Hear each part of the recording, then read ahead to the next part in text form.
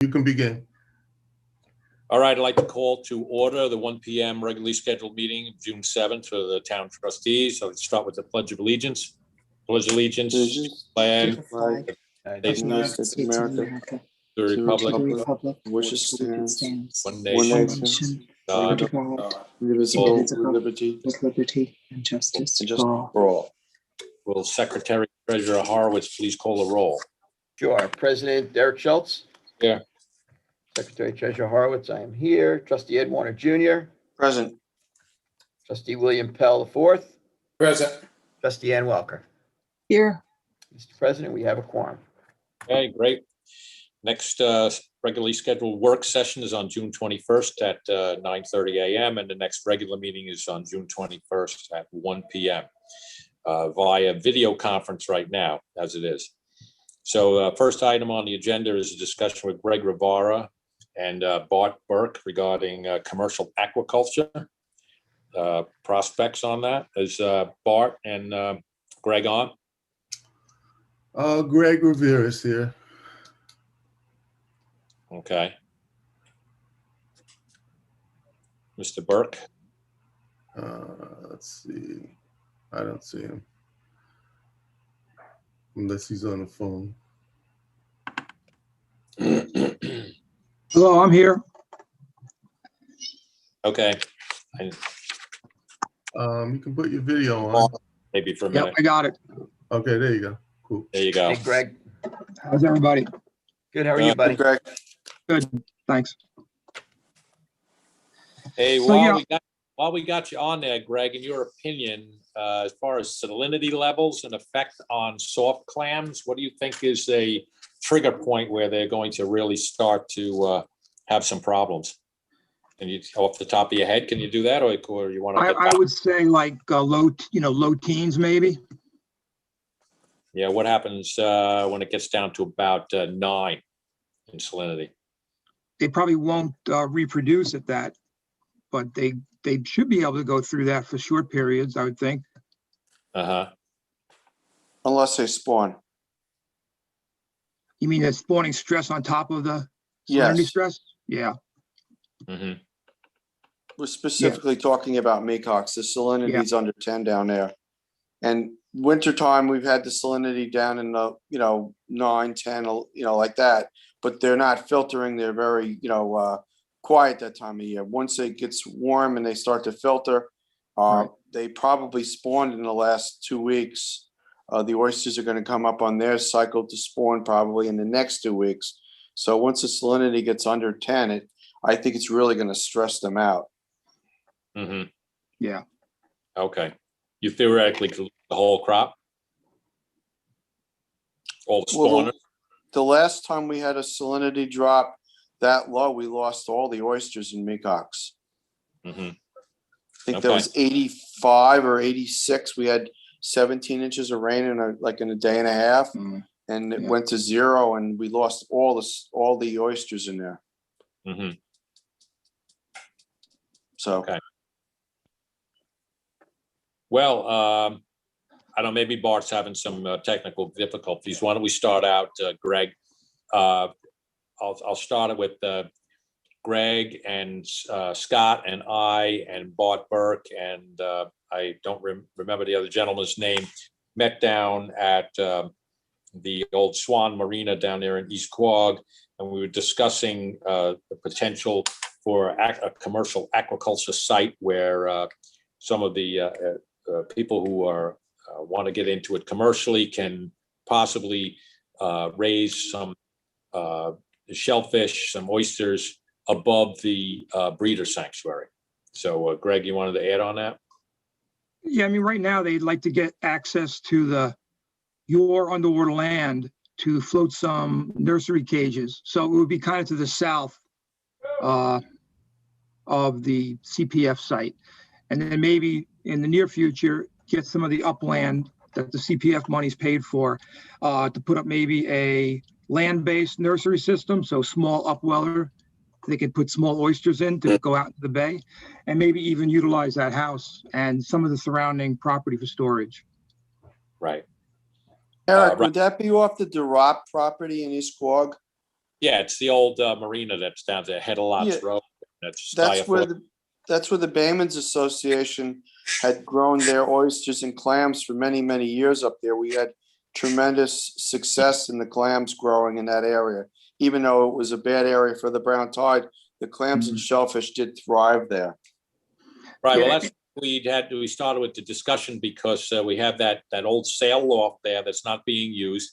We have a gravel parking lot with access right to that opening of the marina.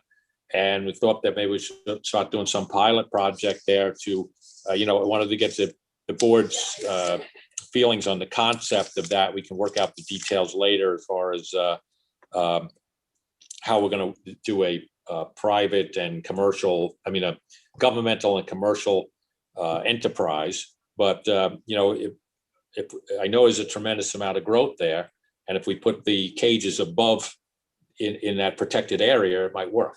Good. Yeah, we're not going to sacrifice any underwater lands as far as the aquaculture would be in the sanctuary that's already close to shellfishing. It's out of the navigational channel. You got a very good tidal flow there, and you got a history of good shellfish growth. So I think it would be just working out some details if our board would be amenable to it. Mm-hmm. Yeah, Well, that's why we went there. Scott, did you have anything to add? No, I'm just saying it. That's what we were thinking, is that you have that building there basically, not being used at all.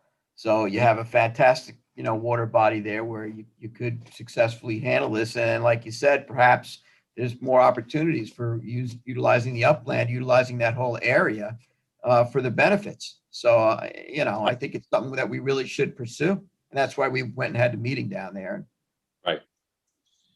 So basically what we wanted to do is get the board's, approval to Scott and I to work on some sort of proposal, working with Mr. Burke and Greg with his oversight to bring a proposal up to the board and start maybe get some animals in the water this year. Can I also make one further suggestion?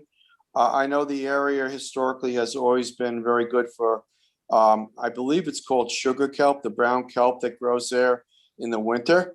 Could you incorporate some kelp, aquaculture also in that area to see if it would be a viable resource to grow for the Bayman? That's a great idea, Ed. We have Dr. Gobler coming in at the end of the month for a discussion. Mm-hmm. And I know he's working very extensively with the kelp, and perhaps maybe what we should do is incorporate that discussion and get the public involved as well in that discussion, and then see if it makes sense, Dr. Well, Gobler. Greg, Cornell's working on that too over at Tiana, right, Greg? Yeah, we could provide the seed strings or Goldberg's lab. It's not important really who does it, but I think, between us, we can get it done. And since, you legally can't grow kelp in the Peconics because the state and county haven't allowed any other use but shellfish. So we're doing it experimentally, but can't be sold. So obviously, if you're going to, try to make money besides making it into fertilizer as a food source, then you're going to want to be able to do it legally. So that site would be great for a lot of reasons. Mm-hmm. Yes. Oh, okay. And you all, didn't Cornell get a grant from the town and the CPF for growing kelp over at Tiana? I believe so. That's my colleague, Steve Schott's involved with that, right? He's done it. There's other places as well. There's a private company up in West Sayville that's also producing the seed string. So one way or another, I think we can do it this fall, early winter, late fall at that location. Oh, okay. For that though. Okay. So is everybody good with starting, having Scott and I work out some sort of a proposal to the board about how we would interact with the commercial part of it and bring it to the board? Mm-hmm. Yeah, Good. I think it's a good step. Okay. All right, so let's just keep working on it, and then, like I said, we'll keep doing research on this other angle here, and we'll move forward. Yeah, And I don't know if Mr. Thurton could bring in Bart Burke at this time or not. Bart may have some other things to add, but I'm sure he's going to be pleased. I don't see him. Okay. Is he on with his phone? Do you know? He's probably on with his phone. Yes. Yeah, I'm just gonna allow him to talk. Okay, great. Okay. You He's gotta unmute. permitted to talk. He can talk now. He's got to hit *6 will allow you to talk on your phone. Sorry. Hello. Anybody hear me? Yep, Yes. Hello. we can hear you.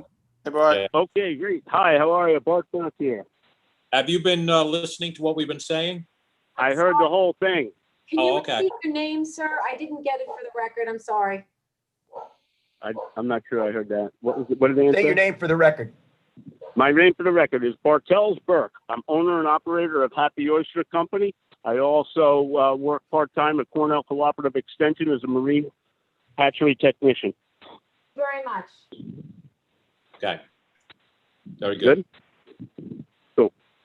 Yeah, I heard the whole thing of what you guys are talking about. It sounds great. Yeah, that's exactly what we would like to do is start up a little nursery going on there at the Weesup property and grow seed from 2 millimeter up to 2 inch and then deploy them in Southampton waters for grow out.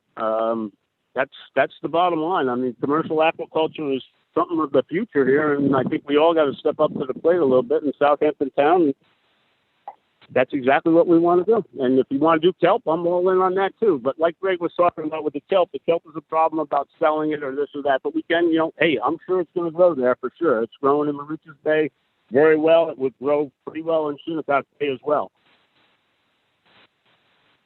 Whatever you, Okay. however we can help, we're more than ample to. I mean, the benefits of the shellfish, having a shellfish or an aquaculture center is that not only for commercial purposes, but also for restoration purposes as well for Southampton Town.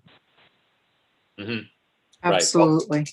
And in terms of grow out, that's the same location pretty much, 6, 7, almost 8 years ago that we were talking about the trustees organizing an area to do grow out, but we obviously don't have the staffing and, we just, Right. It's good to be able to partner up with, you folks to be able to do that grow out activity because, our marine maintenance, we just don't have the people. Yeah. Scott, historically, the Baymen's Association would, the trustees would get the shellfish from Cornell. The Baymen's Association would make the racks and do all the grow out, and then the maintenance guys would put the shellfish in the bay. And that was the area that we had utilized for back in the 80s and early 90s. Right. I think it's important to always get the Baymen's Association's perspective on these projects. I mean, this is already in an area that's been designated as a sanctuary, but Right. they're a very important part of the heritage and the community, and it's always good to have the Baymen's perspective and the Baymen Association, as a stakeholder, have a buy-in into projects like this. So I totally agree with that, Scott. Yep. Totally. Art and Greg, if there's no opportunity to sell the kelp, what would be some other suggestions for it until that legislation goes through? But the legislation I was referring to is really just for the Peconics, not for trustee-owned underwater land. The DEC, selling the kelp from a closed area, that's closed permanently up to the Quag boat ramp at the end of Bay Avenue. So I don't know what would happen, what you could do with it. I would say, they basically make fertilizer out of it, get the nitrogen out of the bay. At this point, unless they change things, I think they're going with whatever's open to shellfish would be open to kelp for human consumption. Okay. Right. But All right. fertilizer is still helpful. Yeah, it's getting it out of the bay, definitely. Yeah. Hey, Okay. Greg, Yes. I actually had someone call today, and I referred him to call you about kelp for fertilizer. She wanted to buy some, or when she can get some. All right, I got the contact. Okay. Good. Very good. Okay. Well, we'll be in touch. Scott and I will be in touch, and we'll get a plan up and present it to the board. Okay. How should we reach out to the Baymen's Association? Willie Caldwell? Yeah, I Yes. think we should do that. Willie, and there's Sammy Rispoli. I don't know. Is he still involved? I think so. Mr. Rispoli? Maybe reach out to him, reach out to Willie Caldwell, and get, I'll give get a good Willie a dis- call. I'll give Willie a call after our meeting later tonight and get him up to speed on what's going on and have him email Greg and start a correspondence back and forth. All right. That's maybe, great. you know, we could host some, you know, some type of a discussion here because I think it's important to Right. get that, you know, collaboration going on to be successful Yeah. with this. Hey, Ed, in your conversation with Mr. Caldwell, have you talked to him about that letter yet that we need? 3 weeks ago, I mean, 3 days ago, I asked him to write it and he was supposed to Okay. send it over. I Okay. don't know where it is. I'm going to remind him about that also today. I mean, Right. Sam Rispoli is also another guy who's a wealth of knowledge, you know, long-standing knowledge of you know, Raymond heritage and practices. Right, Eddie? Maybe we should get Yep. Sam involved as well. Yeah, I mean, I think any of these guys that are, you know, Bayman would find, especially growing kelp. I don't think it's one of these propositions that is really difficult from what I see about it and I've read about it. It's just getting a market up and running in which, you know, between the college and Cornell, I'm sure we could find a home for all of this material. Okay. Yeah, just a quick note about that. I know Sammy Rispoli was at a meeting pre-pandemic, so year and a half ago, 2 years ago, and kelp came up, and he was concerned that it was an exotic species. We're bringing something in from outside, and so I think, you know, that was quelled. He was told it's a winter thing. You're not going to see it far west into the bay, even in the winter sometimes. Like up in Flanders, you really won't see it that much. As you go east and the water's cooler, you'll see it. You'll see it specifically in that area that you're talking about, because I've clammed up there in the wintertime, and usually in February it starts to grow very rapidly when the water's clear. So that's a good area for it to grow. As long as he knows it's nothing out, you know, extraordinary, and that it's a closed area for shellfishing. So the baymen are not being, you know, none of the productive underwater lands are being taken away from the bay. Right. So yeah, let's make sure we have a good discussion, form of, you know, a little working group here. That way all the stakeholders know exactly what's going on. I think that's always a positive. And there's a wealth of information there that is valuable to us all. So Right. Correct. let's use that. But the primary focus right now is the oysters. So, you know, Absolutely. okay, very good.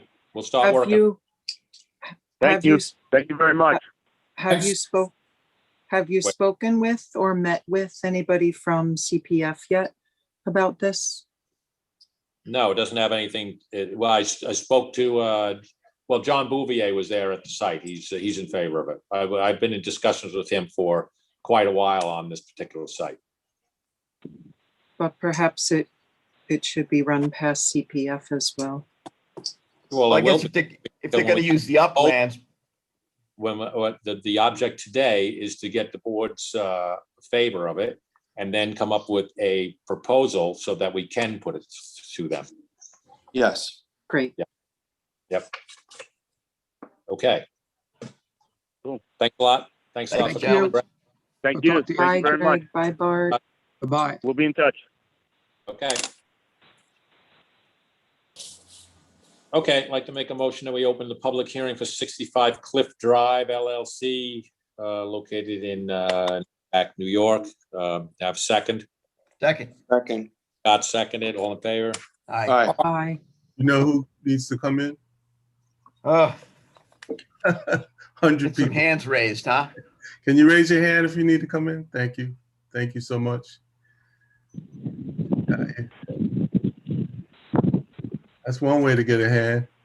Get the hands up, and then when you're done, you know, put your video on when you're speaking, and if you can, turn your video back off when you're not speaking. That way we don't overwhelm Thank our you. screens. I appreciate it.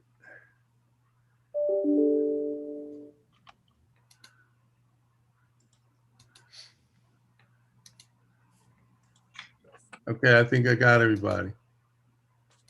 Okay.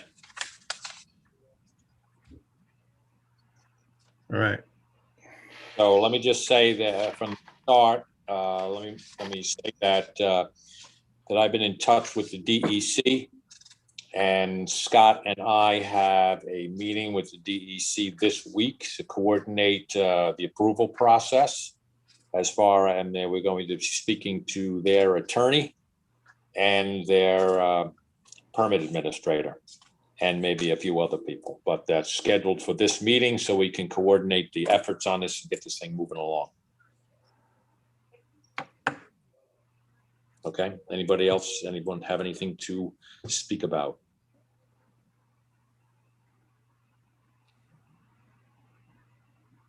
Are we allowed to speak? I don't know if we could hear. Oh, yeah, if you have that.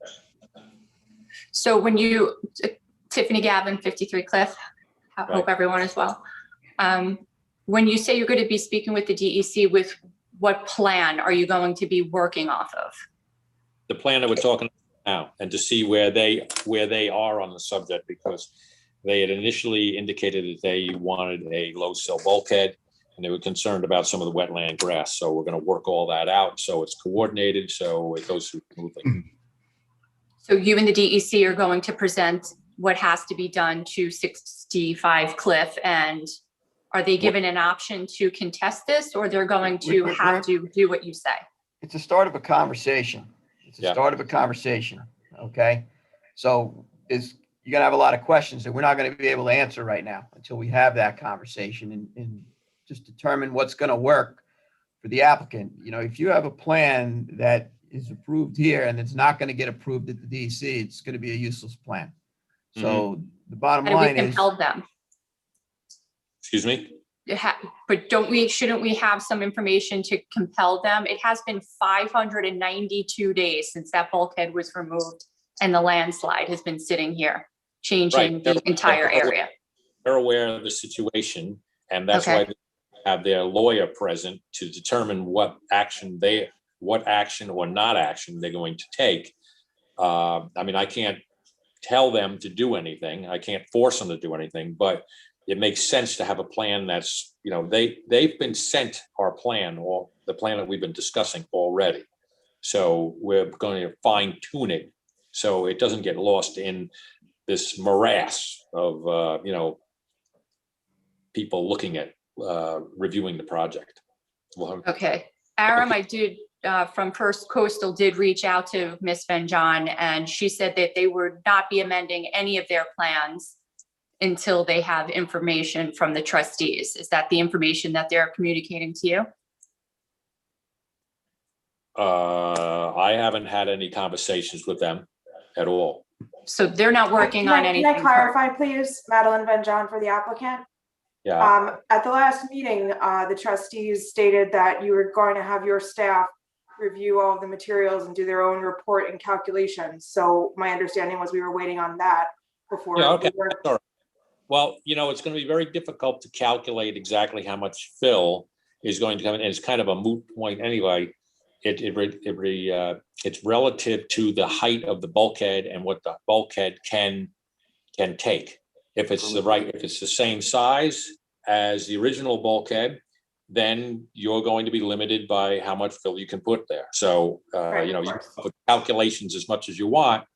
You know, so the thing that we have to work out with the DEC is the height of the bulkhead and the exact dimensions and where it's going to go. And it's going to be much smoother if we get this all done now instead of us approving something and then the DEC requiring you to do something else, and it has to come back to us. So this is streamlining the effort, so to speak. correct. And then one other follow-up question with regard to the, let's just estimate it as about 200 cubic yards of material that fell from that property. If they approve only a low sill bulkhead, would you be enforcing the taking out the material by truck to somewhere else? It's not just going to stay in the water if they only approve a low sill bulkhead. I would imagine so, that they're going to have to remove, I can't say, but we'll have to determine that. Okay, and then Mr. Schultz, if you could let me say that's been part of the discussion with the DEC about removing any options of removing excess fill. And then what has changed to the shorelines in that shoal, if you could add that to the conversation, because I think that would be prudent as well. And again, I would be remiss. We've been trying to get the DEC involved in this for a while, and it's to fruition. I'm impressed, actually. I'm very, very happy to hear that they're involved. Again, it's disheartening that it's 592 days later. This is still ongoing. There's no, not that I want any violations put out on 65 Cliff, but a neighbor received a violation for chopping off a tree in a wetland, and they were almost going to be fined up to $1,000 a day. So the same fairness in it, like there's a conflict of interest by wetland conservation being violations on one property and they're standing on the violation at 65 Cliff. It could supposedly be a $592,000 total if he opposed the same laws and methods to all neighbors. So we're very anxious to get this done. I'm sure 65 Cliff is equally as anxious to get this done, and we're very grateful that it's going through at this time. Hey, this is the fast track of Cox Cut. It's, I don't want, that's why we stay on it, Mr. Schultz, because we don't want to get into that. And I do know of Martin Shea's involvement in that as well. And I don't want to get into a position where I think Martin Shea really should be recusing himself from this position at 65 Cliff, because he's not really fairly looking at this situation. So he should be barred from any blocking or any involvement on 65 Cliff Drive for their sake and for our sake. Okay, well, he hasn't been in any communication with this office and we're totally separate, so. Okay. Right. Thank you. Mr. President Schultz, Aram Tertunian, may I be heard? Yes, go ahead. Thank you. My office had applied to see a copy of the materials that were filed for 65 Cliff, but the initial response was that there were no materials. I assume that's not the case, that there is in fact an application on file? We have plans. Right. So what? I don't believe it's a formal application at this point. James, you on? Yeah, I'm here. It's a formal application, right? I believe so. Yes, Yeah, it is. Right. Yeah. Okay. May I please receive a copy of that? Sure. Just fill out a FOIL form with it. I'm sorry, I did, and I was rejected with the note that there is no file. Okay. And I followed up. Yeah, I know. I followed up last week and I said, but I think it's an active application. So I don't know. Maybe they were looking in historical files and not the active files. So I'm happy I'm happy to do whatever I need to do, but I would like to see the application. Sorry about that. Must be a glitch. There's nothing nefarious going on. It's I didn't think so. Yep. I know you guys are busy, and so Sean, should I just copy you on what I submitted? I'm happy to do another FOIL. They're pretty easy to fill out. You can CC me on it, Aram. Sometimes they send a letter that they need time to respond. That may be the case. If there's short staffing or some other kind of predicament that they're in, but they should get. Right, I understand.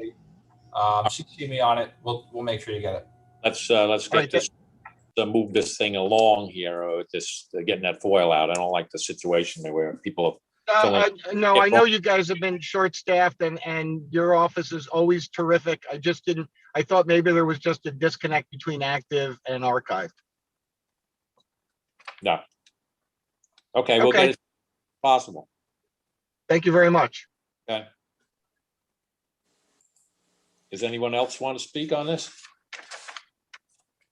We're going to have to adjourn this at some. Anyone else?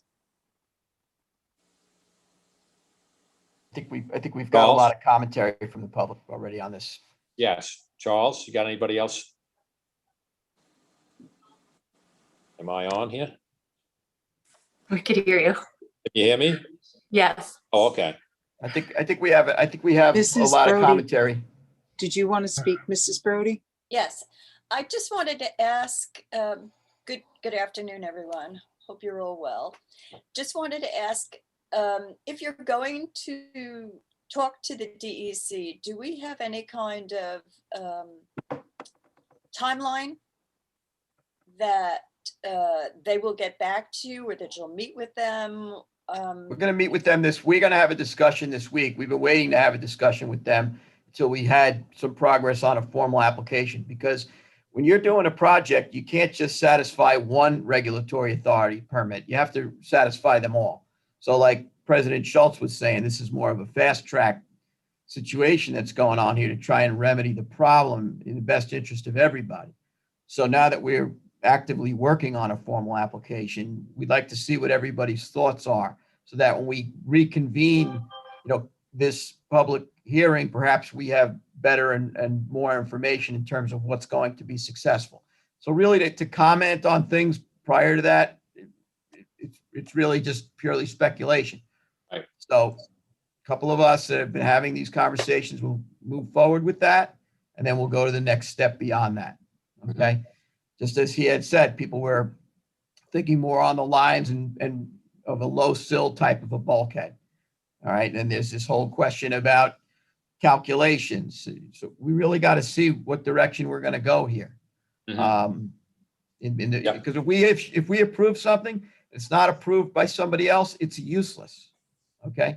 And that's not what people are trying to achieve here. They're trying to achieve a good solution, remedies the problem, and it does not have any detrimental effects on the environment. So we accomplish this by communicating. So we're going to continue with that. And then at the next juncture, perhaps we'll have more information to discuss, but we understand. We should have more information at the next meeting. But to speak ahead of that is speculation. So, Mr. Horowitz, the only other agency involved in this is DEC, or is there another step as well? New York State DOS, but they usually work in conjunction with the DEC. And the Army Corps of Engineers has also indicated they would require approval. Mm-hmm. Yep. So they usually follow suit, though, in whatever you recommend as trustee? Not necessarily, but the bottom line is, which is why we want to have some reasonable conversations about solutions that make sense, that would, hit all the key issues that everybody's going to be concerned about. So if you have the trustees, the landowners, and the DEC collaborating on something that's going to solve the problem and not be detrimental to the environment, I think it speaks better for the application and the project, and actually being successful in what it is you're trying to achieve in a timely fashion. Okay. So that being said, I think, we wait. They're going to provide us with a couple of dates. We're going to do like a WebEx type of thing, whatever the state's format is, get the concerns on the table, get some good discussion back and forth, and then move to the next step. That way it does help move things along in the best interest of the folks at 65 Cliff, and in the best interest of all of you that are affected by this situation. So really that's what we need to do. Yeah, Sorry. I feel this is kind of a unique situation we're looking at. We're looking to basically recreate something that was there that shouldn't have been taken out. So you got to take I think everybody should take a special consideration on what has happened here, because without the removal of that bulkhead, we wouldn't be in this situation.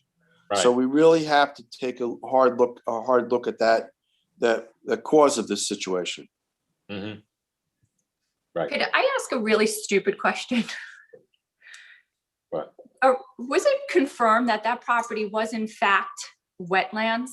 By the definition of what a wetland is, the criteria of the type of soil, a certain percentage of the plantings have to be considered wetland type of plantings, and it has to be underwater for a certain amount of hours a day. That property was never underwater. So was it even in fact wetlands?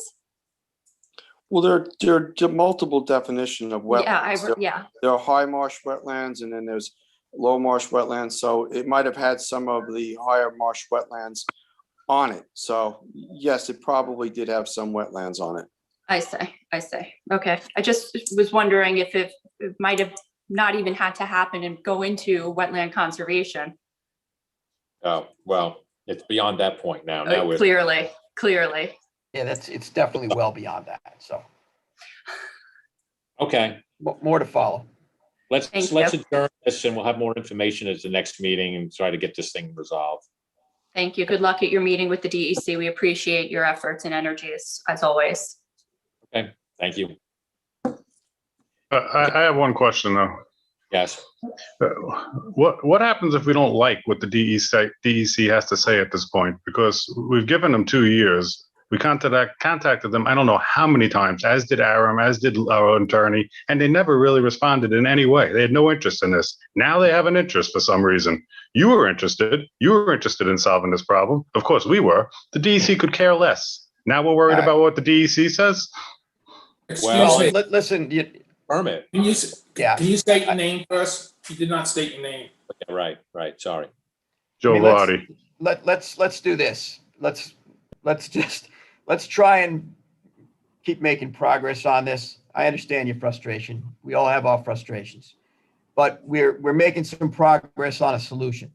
So let's go have this conversation. If you have confidence in myself and President Schultz having a conversation representing what it is that you need to get done, let us do what we need to do, and then we'll continue the conversation and see where we go. We want to get this resolved in the best interest of everybody and the environment. Let's just try and do that, stay focused moving forward, and then we'll talk about this afterwards and we'll see what we got to do. You got oysters to plant. I think it's a major step that we've gotten this far. We've got them to the table now. Yeah, I mean, let's not go too far. We all have our frustrations with various applications and projects. And if you really care about things and you're passionate and you want to be successful, that's a natural sort of emotion that occurs. But we are moving in a good direction now with everybody here communicating and trying to find solutions. Let's try and stay in that zone. And if we hit a roadblock, we'll deal with it then. So that's all I'm going to say.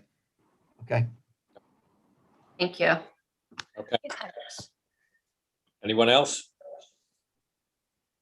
Let's adjourn this till motion that we adjourn this to the next meeting, which is next week, 21st, June 21st. first. I'll second that motion. I'd second it. All in favor? Aye. Okay, great. Thanks for all your input, everyone. Thank you. Thank you.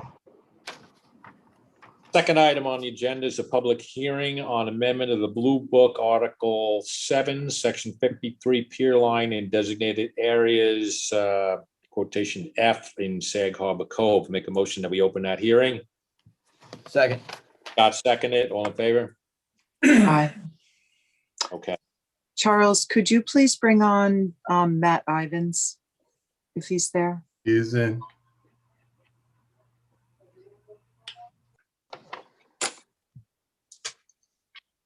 So Matt brought this to the attention of the board some time ago. And at the last session, there was some delineation that was necessary. So Matt was good enough to provide street addresses and Suffolk County tax map numbers. Matt, do you want to pull up the screen so that there's a visual, or do you want James to do it? I don't know, James, is it easier for you? You're younger. You're more knowledgeable of this stuff. I'll pull it up. Matt, if you could just identify yourself for the record, please. Yep. Matt Ivins, Suffolk Environmental. Thank you so much. You're welcome. Matt, do you want to tell a little bit of your story while James is pulling it up? Going back to the original application? Or whatever shortcut. All right, it's just, this section of Sag Harbor Cove, I think is it called Seal Island? Yes. But anyway, as you guys know, you have a pier line designation of 60 feet from the high water. In this section, I would say the majority of the docks that are out there now exceed that distance. We came to you guys maybe a year ago or so for approval to build a dock that exceeded the 60 foot so we could get to 2.5 feet of water. And we were basically left with the idea that we could change the Blue Book to allow our property and plus possibly the surrounding properties on this in this section, you could amend the blue book to change that, or actually to set a pier line that would both accommodate our application, but also bring in pretty much, I think, all of these docks into conformity. I talked to Ann this morning.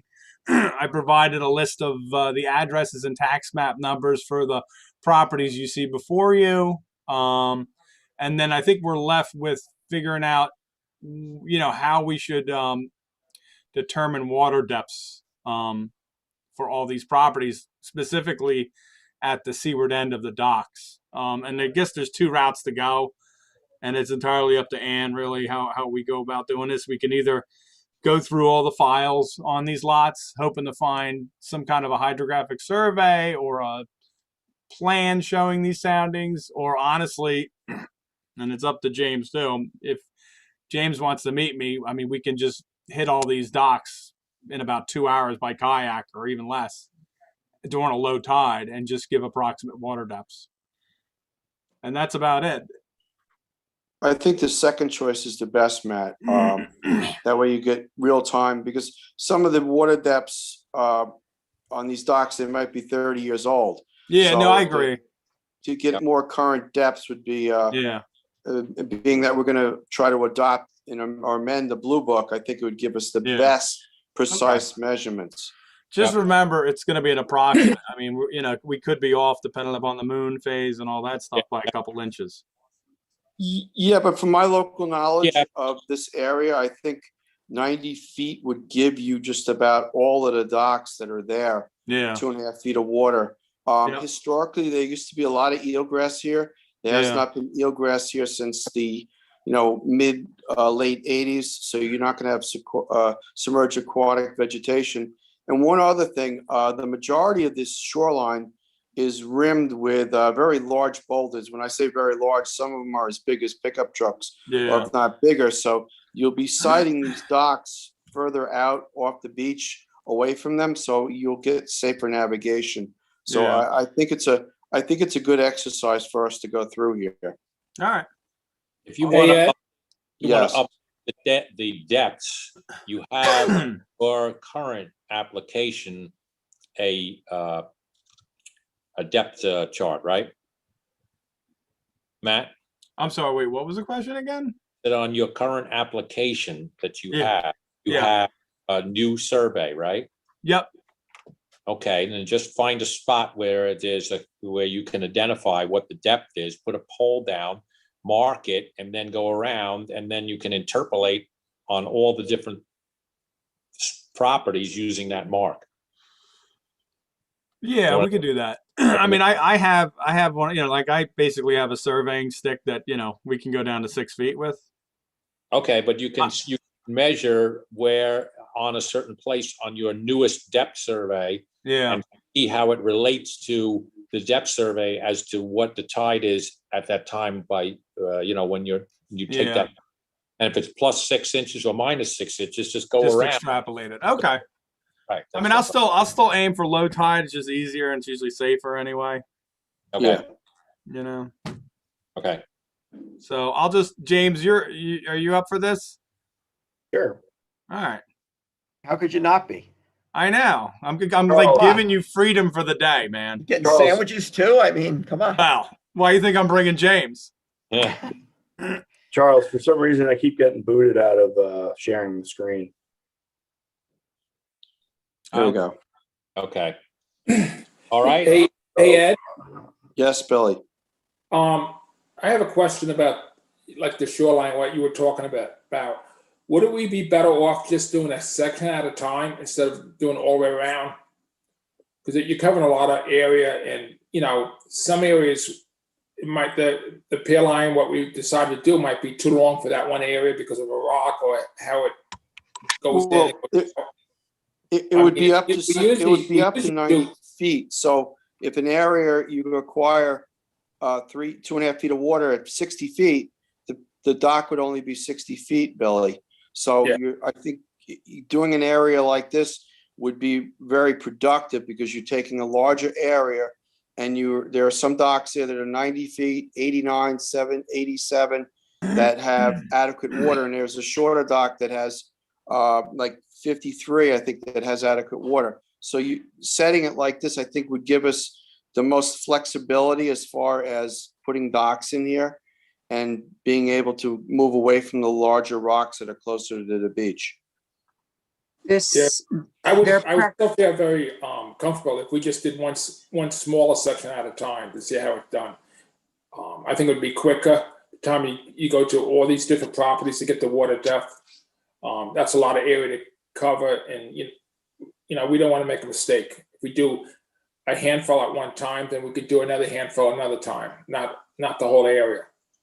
Well, you're talking about a lot of property, and it's, you know, we should really have a licensed survey to do the depth, because, you know, if we're liable, you know. I mean, James is really good out in a kayak when he's supposed to be doing, you know, we're so far behind in the office. I don't think this is doing this big area at this time is most effective thing to do right now. so I respectfully disagree.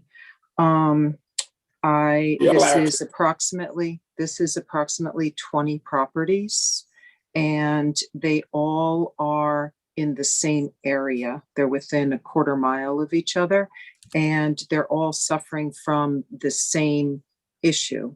So we wouldn't necessarily need to get soundings for each one, but it would be helpful, and it would probably take not even a day, right, Matt, to do I would this? think, I mean, if James can, I have a bunch of kayaks, James probably has one, or I could loan him one. I mean, one of us would run, we'd both paddle together probably. One of them would have the stick. You drop the stick in at the seaward end of the dock. The other one would record the depth, and then you just move on. I mean, you'd spend probably longer time paddling between docks than measuring at the dock.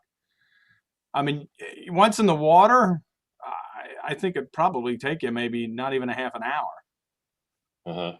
You know, I mean, we got to get there, unload, you know, and again, I'm really my incentive is I got to be cost effective with my time, because, you know, this is really for a client, you know what I mean? So I'm not there to spend the day. And the other thing, hey, Bill, the other thing too is, like, again, whatever you guys decide in terms of what area you want to try this on, I can still record the 20 or so properties. And then if you only want to do 5 properties, at least you have that information anyway. Yeah, and you know, just nothing what Ann said, I don't want to disrespect what she's saying, but it's a lot different if the shoreline was semi-straight or semi-curved. But here you are, you're going around like almost like an island, and I'm afraid that, you know, it's not the right time to do that. The whole thing at one time. I mean, if we did a handful on one side of the peninsula, then we do the cove another time. Yeah, it's not a straight line. It's not a curve. Yeah, you know, but Billy, it's an odd-shaped piece of property. What we're doing. The distance off the shore, you're going to acquire almost identical water depths in this whole area. And that's when I discussed it with Ann, and we came up with this particular area to do from point A to point B. The only area that would be in question, there are 2 docks that the water depth is a little bit different, would be Showmate and Frank. Those 2 docks, it might be slightly shallower. There's a lot of rocks in there, but all the other docks from the Frank property to the north, all the way around the island, the water depths will be almost identical at 90 feet. And I know this because I've spent a lot of time down there. So I don't think taking this project on like we're looking at it now would be that overwhelming. If it was, I would definitely say, because I know how the office is backed up, but I think this, with a boat, this could be done within a half an hour. Yeah, I still say it's, you know, like you said, there's 2 pieces of property there, which you feel there's problems. But how about if you miss something over the last 40 years clamming there? I was down there 3 years ago, Bill. I know it like the back. This area I know like the back of my hand. Yeah. So whatever you guys decide, but I mean, Well, I understand we have a lot of stuff going on in the office, but it's not, you know, to do this project, I think is a good exercise. let me add something here. I know, yes, we are very, very far behind in the office with James and everything. And maybe as a suggestion, maybe Ann could go out there with Matt and do the, if it just involves sticking a pole down and he can record it. I mean, we're very, very far behind. And that I'm would be a happy to good do that. idea because it could give her good experience and she can bring it back to the board. I'm happy to do that. Yeah, I'm fine with that. All right, so let's do that because James has got the plover situation. We're shorthanded on that. And all the meacock stuff. And now we got Far Pond, Middle Pond, and it's a lot of things going on. So I'll tell you what, next week, if we're gonna do it and we could pick a day, I'll bring my boat down there and the three of us will go out there, all right? All right. all right. We'll get it done. So do you want me to touch base with you guys or you want to tell me, Ed? We'll send out- let me see how the week goes here and what's happening next week, and I'll get in touch with Okay. you probably on Wednesday, all right? Yeah, I'll be here. Okay. Okay. All right. So then I make a motion that we adjourn this till the next meeting. Second. All in favor? All right. Aye. All right. Thanks, Matt. All right, you guys. Have a Okay. good one. Take care. Bye. Good night, Matt. Bye, Matt. Next public hearing is on the agenda, amendment to the Blue Book A340, considering amending the management and products of the waters of the town of Southampton, Article 8, Section 81, entitled Emergency Permits, Storm Damage and Ice Damage. So, Dawn, Or would you want me to speak to it? What's that? Would you Yes. like me to speak? not seconded, all in favor? Aye. Aye. Okay, Sean, yes. Go ahead, Sean. So this section of the Blue Book is frequently cited by people that are doing renovations without permits. And they say, I'm allowed to, there's storm and ice repairs. And the intent of this was, if there's a storm event, the trustees didn't want to make you come in for a permit to repair under 10% of your structure. Right. So after speaking with James, after speaking with Trustee Horowitz, we've added in less than a sentence that just says, upon issuance of written permission by the board, meaning the person has to go and just get a letter from you guys. So they hop Right. on at the next meeting, there's written permission, and now there's no question of what they repaired on their dock and when they did it. Right, Yeah, that was assumed all the time, but now we're gonna require an actual letter. No problem. Right, we thought it's been a bit of a bad dealing with this Blue Book revisions and changes, and you know, like Sean, you just got here not too long ago, and there was other assistant attorneys before you. We were trying to get this squared away because it kept being a problem. People would 10% us, you know, right down 100%. It's not working out, and then they would use the wrong material. It was a nightmare. So we need to finally, for once and for all, get this situation remedied, so that, you know, we don't have these problems. So I think this is finally getting this squared away would be a good thing. Right. We appreciate. It needs to be on a permitted structure, though. It can't be on just a dock. I'm telling you, because I've seen people that do these small renovations, and I know there's no permit, so they need to furnish the office with or not permit number, and so that we can look it up. Right, and we may look at it. The trustee for the area, we as a board may look at it and say, no, you're coming in for a permit for this because this is greater than what you're, you know, it's going to turn into. You know how these things go. One little thing turns into a giant thing. And but one further thing that should be put at the board's discretion. Yeah. Permit.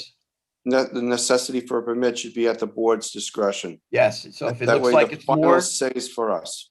yes, I agree 100%. Yep. Not even the 10%, 100%. Yeah. That's a good point. Yeah, very good. Thank you for your work on this and strengthening and updating the Blue Book, you guys. You're welcome. Okay, anybody here has any additional comments on this from the public? No. Okay, so motion that we close this public hearing. Second. Yeah, there's no Okay. hands. If the board, Thanks, Charles. Please. if the board's inclined, there is a resolution of adoption later on in today's agenda. I think we should Do be we, inclined. do we need to amend the language on that, or is that good to go, Sean? I'm of the opinion it's good to go. If there's something you'd like changed, you can certainly move to amend that now. It would or be at the adopt it. board, and to insert at the board's discretion? Well, so Or does, it already requires a written letter of permission. You wouldn't issue. okay. All right, so we already have it covered. All right, So we could deem it at that point in time, we're not giving you a letter of permission. You need to come in for a permit because this work is more extensive than we're willing to just give you an authorization on. Right, that that's, works. that's the discretionary portion of it. So I Okay, think we're okay. Okay, so we had a motion and a second to close. All in favor? Aye. Aye.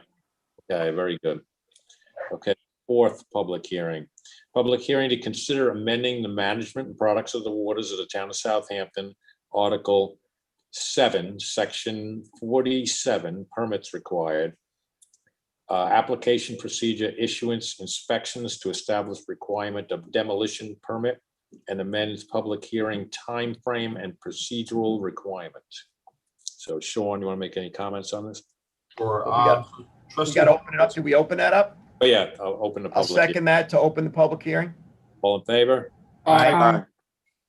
So yes, Trustee Horowitz came to me and said, hey, let's draft a section requiring a demolition permit. So we took what you had on the books already. We've made a couple of key distinctions here. In Section 3, we've added the words remove, demolish, or deconstruct any structure.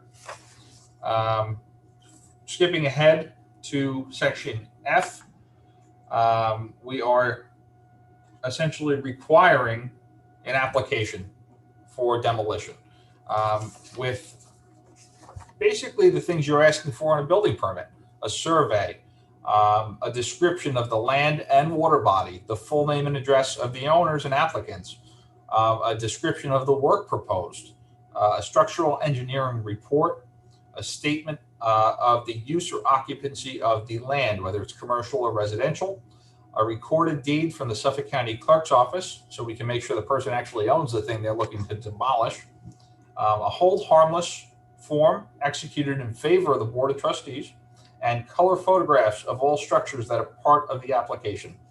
So this is standard stuff that we're looking at on building permits.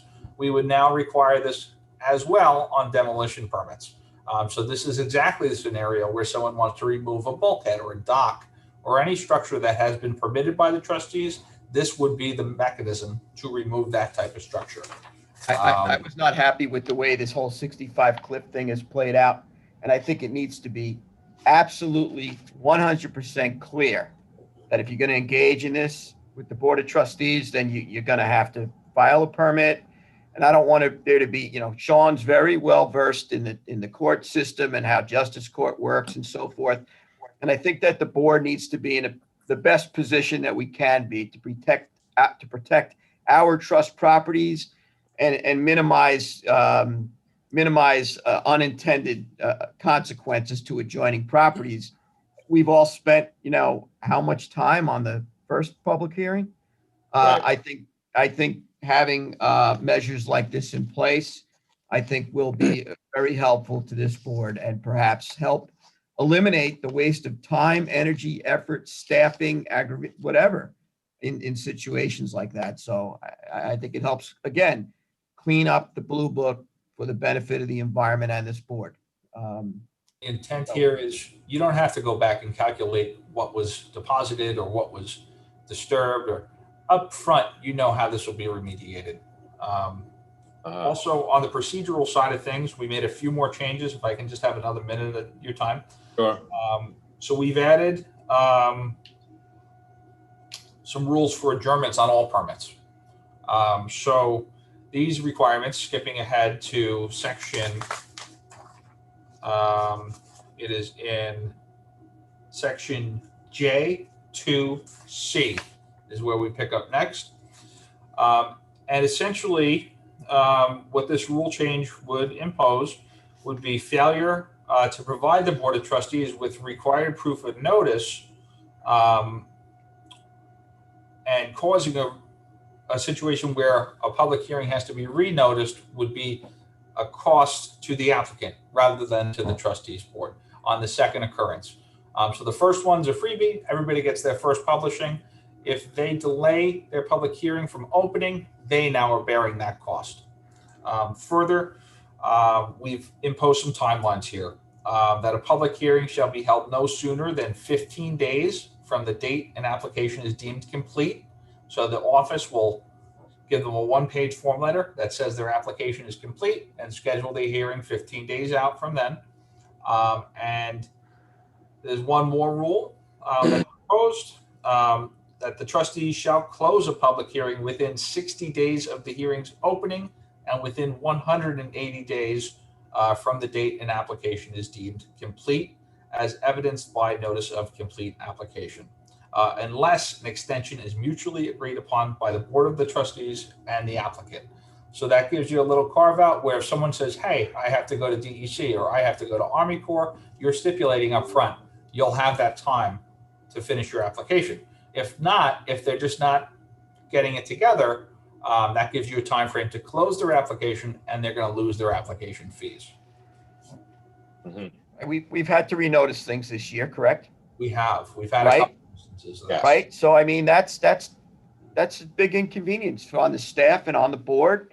And you know, we all spend a lot of time and you know, working on these things. And I think these are reasonable rules that we all can live by. And I think it will help us moving forward. I don't see anything here that's egregious. I think it helps keep things on track. I think they're fair. And I think when we have a learning experience as we've been having, and we have an opportunity to close those loopholes up and make our operations more sound, I think we should take those opportunities, and that's what we're doing now. So thank you, Sean, again. Pleasure working with you. The only thing that concerns me on the demolition permits is that, yes, there is a big distinction about what we had at Cliff Drive, where there's a bulkhead that's going to fill in a canal, but transfer that over to, say, a decrepit dock. If we require engineering plans, and it's going to cost the person thousands and thousands of dollars to come up with this money to take out a decrepit dock, they're more apt to leave it in there. So I would like to see some provision that the trustees can waive elements of that. The criteria. You know, I mean, because right now, the trustees don't have any fees that they impose on docks. Once you have a permit, you have a dock. You do necessarily get taxed on it, but it's minuscule, as we found out. And it would be more beneficial for people to leave in decrepit docks than to go through this whole process of applying to us for a demolition permit. So in certain instances, I think that we should be able to waive it, just as we waive surveys. If a survey was done 2 or 3 years ago, and we'll waive the provisions of the survey. Is there any option in this written into this that the trustees can waive certain provisions of this? To address your concern, President Schultz, there is not something drafted in there like that. However, there is a resolution to adopt on, if the board is inclined today, you could move to amend and strike that provision if you would like, and adopt it as amended without provision 6 in that section. Section 6.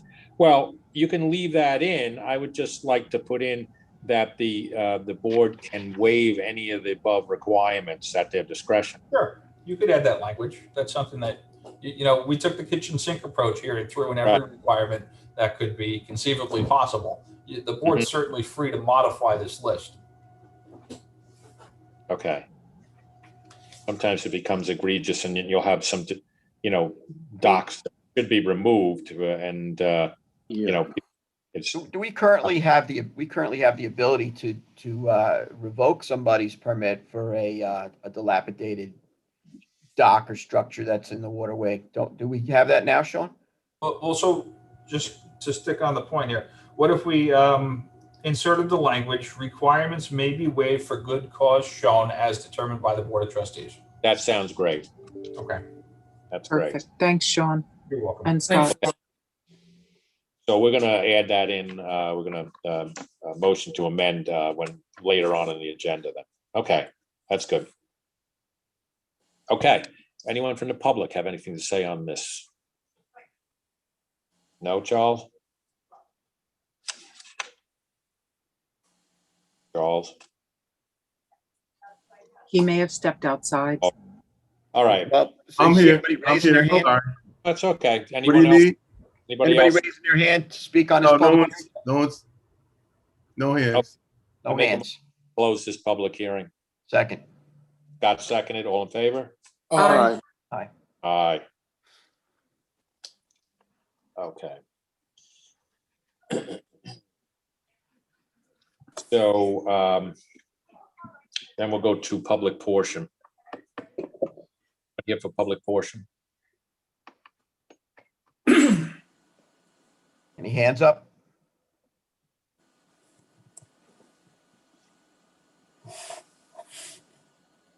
No hands up? I thought we had some people that wanted to speak. I think they wanted to speak There's on the one. other hearings. There's one. One, there we go. It's Bill Pell. Yes. Bill Pell wants to speak. I want to see, going back to the next trustee meeting, our work session and regular meeting. I know that we had a resolution to have it video, but I had a chat with the supervisor, Jay Schneiderman, before this meeting, and he gave us the okay to have our meetings in person in town hall. Is it somehow we can switch this? Well, Sean's gonna have to weigh in on this because we had to have a special meeting last week, if you recall. We had this straightened out, and then the governor changed things around, so. Right, the board had requested initially to do all the meetings moving forward in person, and then it was changed and the board had requested to do virtual for the month of June, if I recall correctly. We can certainly recall and amend that resolution again, but right now your meetings are noticed for in-person beginning July.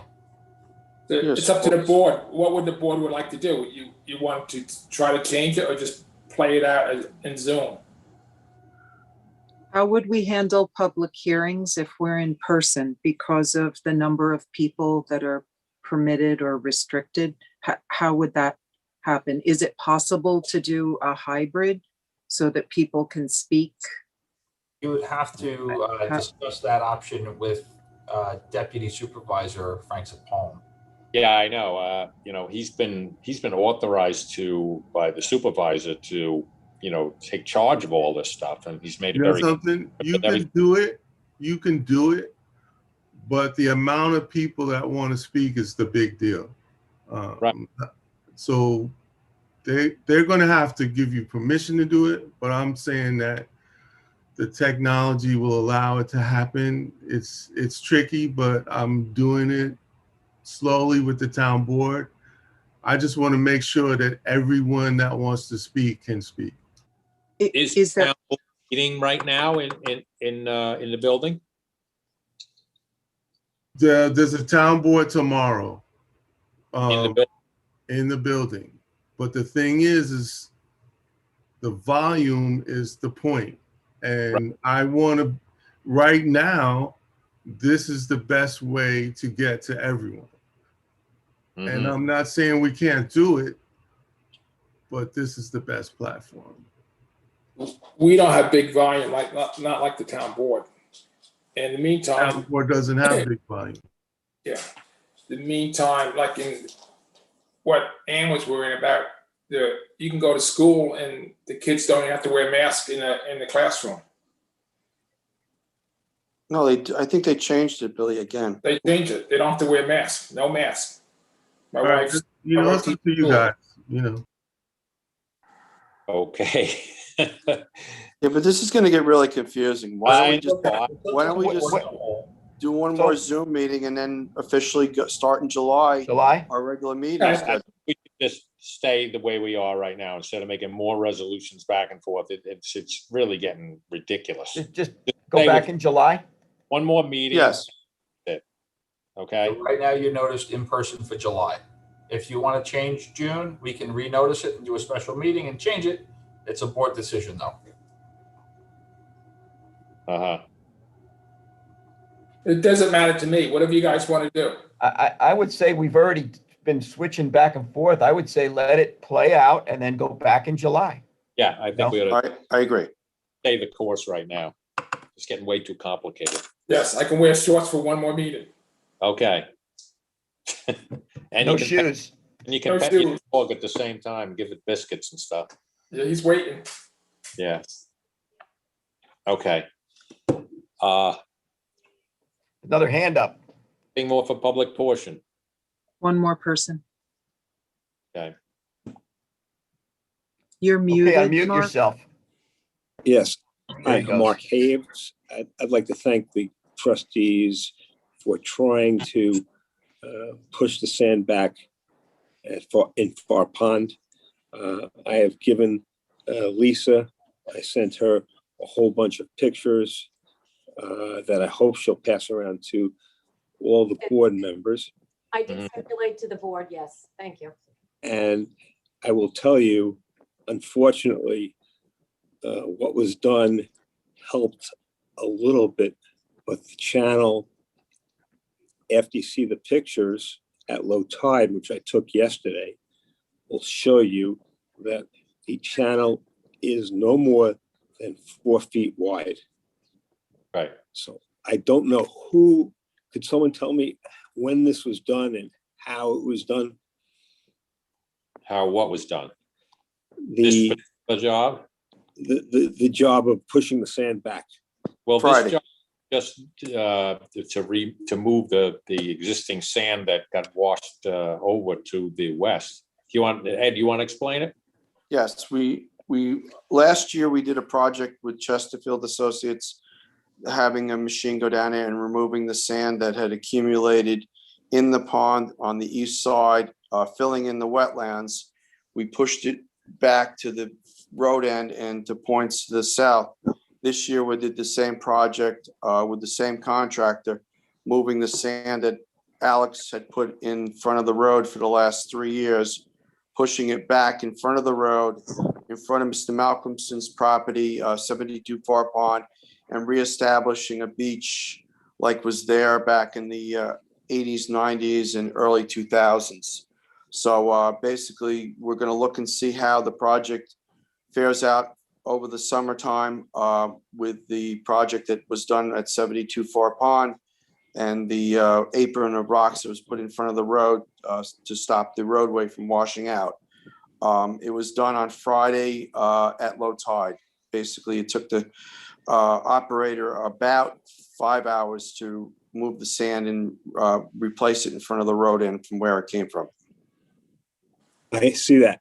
Okay, so it's done on Friday, and unfortunately, and I'm just saying this as a person that uses a boat, I took it out at high tide and my boat only takes about less than a 2 foot draft. I got stuck because I obviously didn't see the channel. Going out, I was able to catch where the channel is. I had no problem getting out, but coming back, I got stuck. And so who is in charge of marketing the channel? At the advice of the Bay Constables and our attorney, it was recommended because of the severe shoaling that we put a marker there recognizing the obstruction, and it was not neither that channel at Far Pond nor the channel at Middle Pond are going to be marked for navigation. So the Bay Constable will be doing that? No, they're not going to mark it. There is a buoy in the channel on the outside advising that there's a navigational hazard and obstruction, which is the sandbar. Okay, so I would agree. That's probably correct. Okay. I heard that we the trustees need to make an application to the DEC for the dredging. Has that started at all, or? Yeah. Yes, we're in the process of that and Middle Pond for an emergency permit to open the channel. And I went into Middle Pond, and I will tell you that Middle Pond it's okay, thank God. But Far Pond is not okay.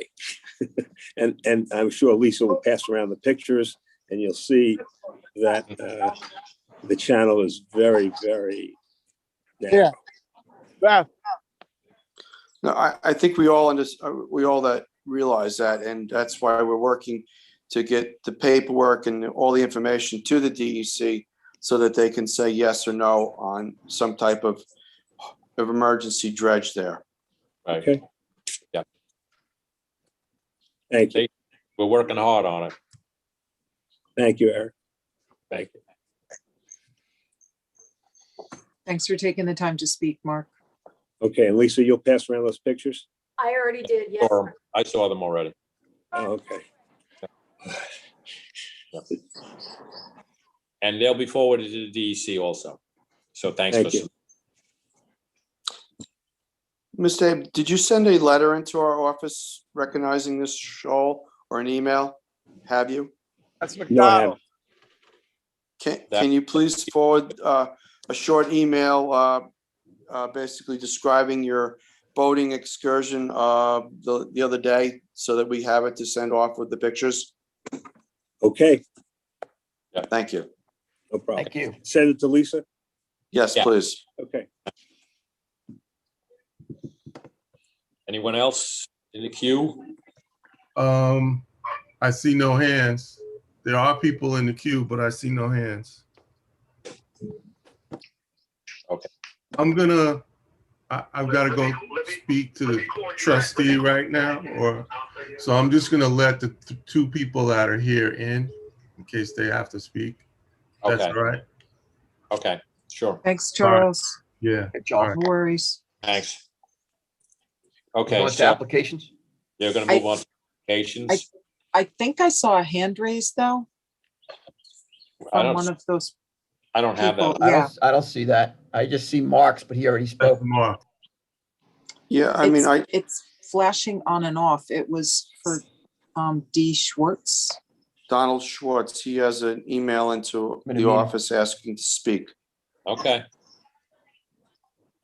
I don't have access to I that. don't know if I could be heard. Can anybody hear me?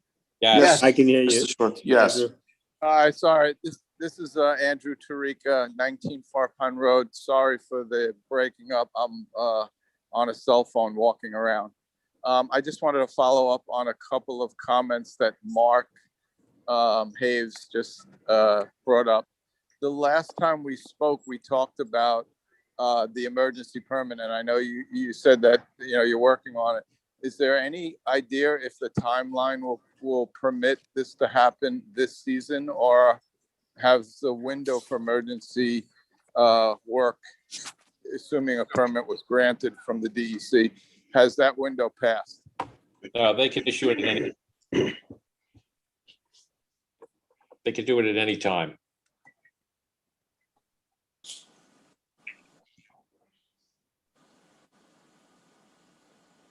Did you hear what I said? No, I broke up. I'm sorry. I said they can issue it at any time. And the work could be done at any time, or is there windows for like piping clover and all that stuff? Or that doesn't pertain to an emergency permit? There are no birds in that area if we were using an excavator, there are no plovers or terns in that area historically that we've ever documented. So that would be one of the hurdles that we would be able to, basically work around.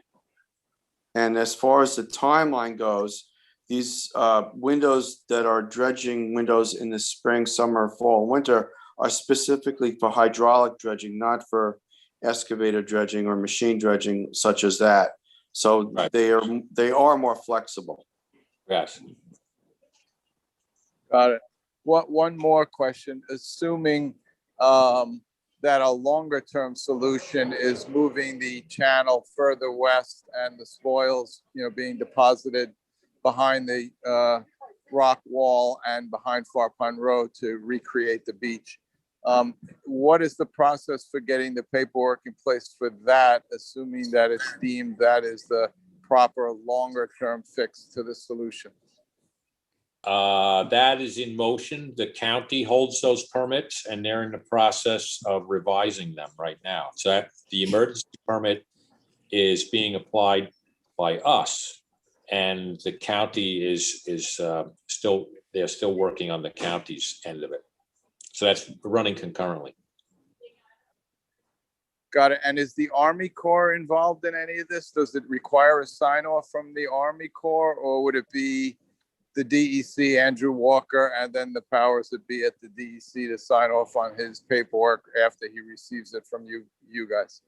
When they file an application with the DEC coordinates with Army Corps and Fish and Wildlife, they speak on it. So we don't have to apply for each agency. They coordinate it. They normally have quarterly meetings to review all these applications. Because of COVID, they didn't have a quarterly meeting. I guess they skipped actually 2 of them. So even moving forward on the regular dredging that we would be doing is kind of very much probably 6 months behind. So, it's a difficult situation, but once we get back to normal here and we start having people in the office every day and not working from home, I think we can get some more of our questions answered. But right now it's very difficult to get a question answered. Well, one thing people have Got to it. And then I guess the last part of my question, and it's a little redundant. What do you think the timeline is for you to get the paperwork into the DEC? Is that like a matter of days? Because at one of our meetings, whether it was four, can you hear me? Yes. Yeah.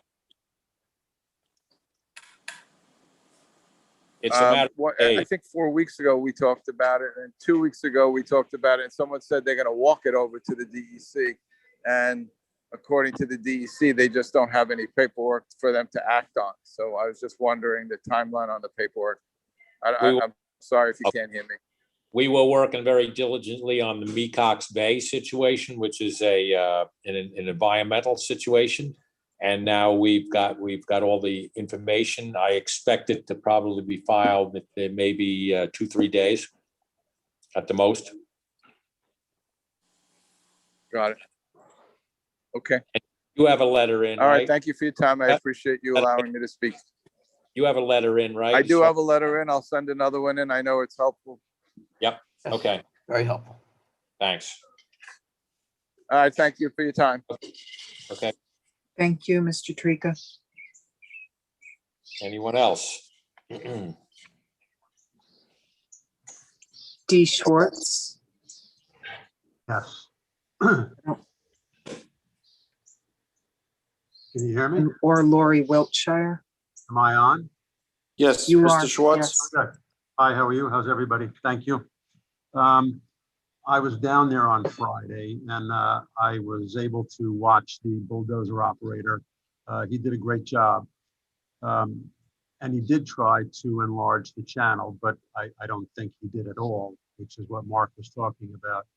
The only thing he did was fortify Mr. Malcolmson's backyard by pushing tons of sand onto Mr. Malcolmson's rocks, enlarging his backyard on public property. And the rock revetment, which is supposed to be movable, is now under 18,000 tons of sand. So that's buried many, many feet deep. So I don't know how that can possibly be moved, as the trustees indicated that it would be. It's a movable revetment. So this just solidified everything and is completely contrary to what Robert Young indicated should be done. So I wouldn't mind the response to that. I've got 3 or 4 other things, but So now we have a more permanent, solid revetment. Again, what Robert Young said not to do. That sand was supposed to be placed over the top of the rocks. If the rocks get exposed, which they will be, probably by the end of the season, seeing how things work down there. And then they'll be exposed, and then we'll be able to move them if we determine that they have to be moved. But why fortify something that's fitting just Mr. Malcolmson? This is not Mr. Malcolmson's benefit. This is everyone's benefit. Everyone has a beach down there now. We don't have to move that sand. No. We're doing it because the highway superintendent placed the sand down there to bolster up the end of the road. We're moving the sand back onto the beach. So what other suggestion would you have that we have to do to fix this problem? Well, I'm not the expert, but well, see, everybody is complaining about this sometimes, and no one has any suggestions. We're building a beach back up. Well, we do have a suggestion. We hired Robert Young, as well as you did, and he suggested that the rock revetment not be done. That hard structure is causing more damage than it's fixing. So I'm not the expert. Asking me is meaningless, but we can have Robert Young come back, and I'd be more than happy to pay for that. So we shouldn't have put the sand on the beach and created a beach this year. That's not what I'm saying. I'm saying that I saw it, and I thought that he did a good job in what he was doing, but at the same time, he caused an increase probably for Mr. Malcolmson's property, because now it does slope down into the public beach, and it does enlarge his backyard, and it just makes it much more permanent. So I'm not saying it's a terrible thing. I'm just saying it goes against what Robert Young indicated to the trustees and to all of us to do. But hasn't everybody been saying that when they have the next dredging project for Middle Pond there, that all that sand should be put in front of Mr. Malcolmson's rocks so the public has access to it? We were told that there wouldn't be any dredging for another 3 years. That's what the word that I got the other day. Well, regardless of whether it happens or not, wasn't that the public sentiment of the area that they wanted the sand placed in front of Mr. Malcolmson's property so they could walk around it at high tide? Yeah, but that wasn't done. That's the second piece of my thing. We have no access to the other side of Mr. Malcolmson's house. There's no way to get around it unless it's completely low tide. Right. Public area, and we were told we would have access, and we do not. Well, we don't. What the point is that if we do place sand in front of Mr. Malcolmson's property, say we got a dredging permit right now, right? We put the sand in front of Mr. Malcolmson's property, then we shouldn't be doing that because it's increasing Mr. Malcolmson's backyard? No, that's not what I'm saying. I'm saying that the sand that was pushed there on Friday seems to enlarge his backyard by being the beach is part of his backyard now. It's like one structure. His backyard slopes right onto the public beach, which I believe his backyard now is on public property. I'm confused. His rocks, well, come down and take a look. It seems like, you have access on there. That is a trustee road. That's Shinnecock Beach Road. He does not own any more than he has now, and you have the ability to traverse it. How do we get around his property to get to the other side? There should be a right way. You can pass and repass behind the structure. There's a 5-foot passing way behind each and every trustee structure. If there's a rock revetment, if there's a bulkhead, there's a 5-foot passing way for the public to pass and repass at high tide. If that structure that is the rock revetment breaks the plane of the water, you're allowed to walk on top of it or behind it to pass and repass along that beach. High tide, there's no way to get around. You'd have to walk up and landward of the rock revetment. Can somebody come down and show us? Because the people who live on the street can't find this access. Well, it's not there unless you walk up his driveway. Right. That's what you'd have to do. So you want us to walk up his driveway and across his property? Yes, you have the right to do that. Can somebody come down and show us the area that we're allowed to go? I will come. I'll come down here sometime this week or next weekend when I have a chance and show you where you can pass and repass, okay? Can we make a date? Not right now, but I have your phone number, Mr. Schwartz, and let me look at my schedule. And I will come up with a date when you're out here and we will do this, okay? Fair enough. Okay, thank you for that. But I want to clarify one thing. We're talking about two different things right now. We put the sand at the end of the road in the same place that we put it last year, right? And you're saying that you're opposed to Mr. Malcolmson increasing his property. But This particular placement is completely different. If you come down and take a look, the bulldozer, Mr. Malcolmson's rocks that fell down were never put back onto his property. Wherever they fell down is now buried with sand. So it just enlarged his backyard. There'll be grasses planted, and his backyard now has no boundary like it used to have when it was Marinelli's property. Now it just slopes down onto the beach and it's all covered with sand. And it's all one and the same. There's no delineation of his property anymore. And there used to be. It will be in a couple of months. There's beach grass. Had to do the job again. Well, one thing that has to be recognized is that there was all shrubberies there. Those shrubberies have fallen in and been removed and replaced by beach grass, at which time it's going to be watered and it's going to grow. And hopefully it makes a natural beach bluff in that area. That's the goal behind this whole project. Okay. Is to have that grass grow there, and he waters it regularly, so it should grow very well. Okay. And my last question is on the side of the road, the plantings that were destroyed by whoever, I really don't know, probably the trucks that came down there and parked or whatever. I believe that Mr. Malcolmson was supposed to replant, and so far nothing's been done. The shrub side of the road. Yeah, going down, I don't know east from west, but going down the road on the right, the whole side used to be planted. There's a hedgerow there. There's native vegetation. Yeah. Native And vegetation. we were told that Mr. Malcolmson was supposed to replant all. Well, as far as today, as far as Friday, I waited until Chesterfield got done with their project. Yeah. So that we moved the sand. Now I'm going to start the conversation again, which I had with Mr. Malcolmson, and I had Inner Science, Jim Walker from Inner Science, reach out to Mr. Malcolmson today, and I'm waiting for a response on a couple questions that I asked him. Okay. Okay. So he is going to replant. I'm not going to say if he is or isn't, but I have a contact to him, and hopefully he gets back to myself, and I will get back to the board, and we will get back to the public. All right. Fair enough. Is that CPF land, Ed? Yes, it is. Yes, it is. It's town property. Roadway? It's out of the road right away? Well, it's probably in it right now because it runs right to 50 feet right to the channel that's Far Pond. So it's probably technically ours because the revetment, the roadway is a rolling roadway and it moves landward as it roads out of there. Okay. Thank you very much. Okay. Anyone else? I don't see Pell's hand up yet. No. Okay. How about thanks, Paul? Okay.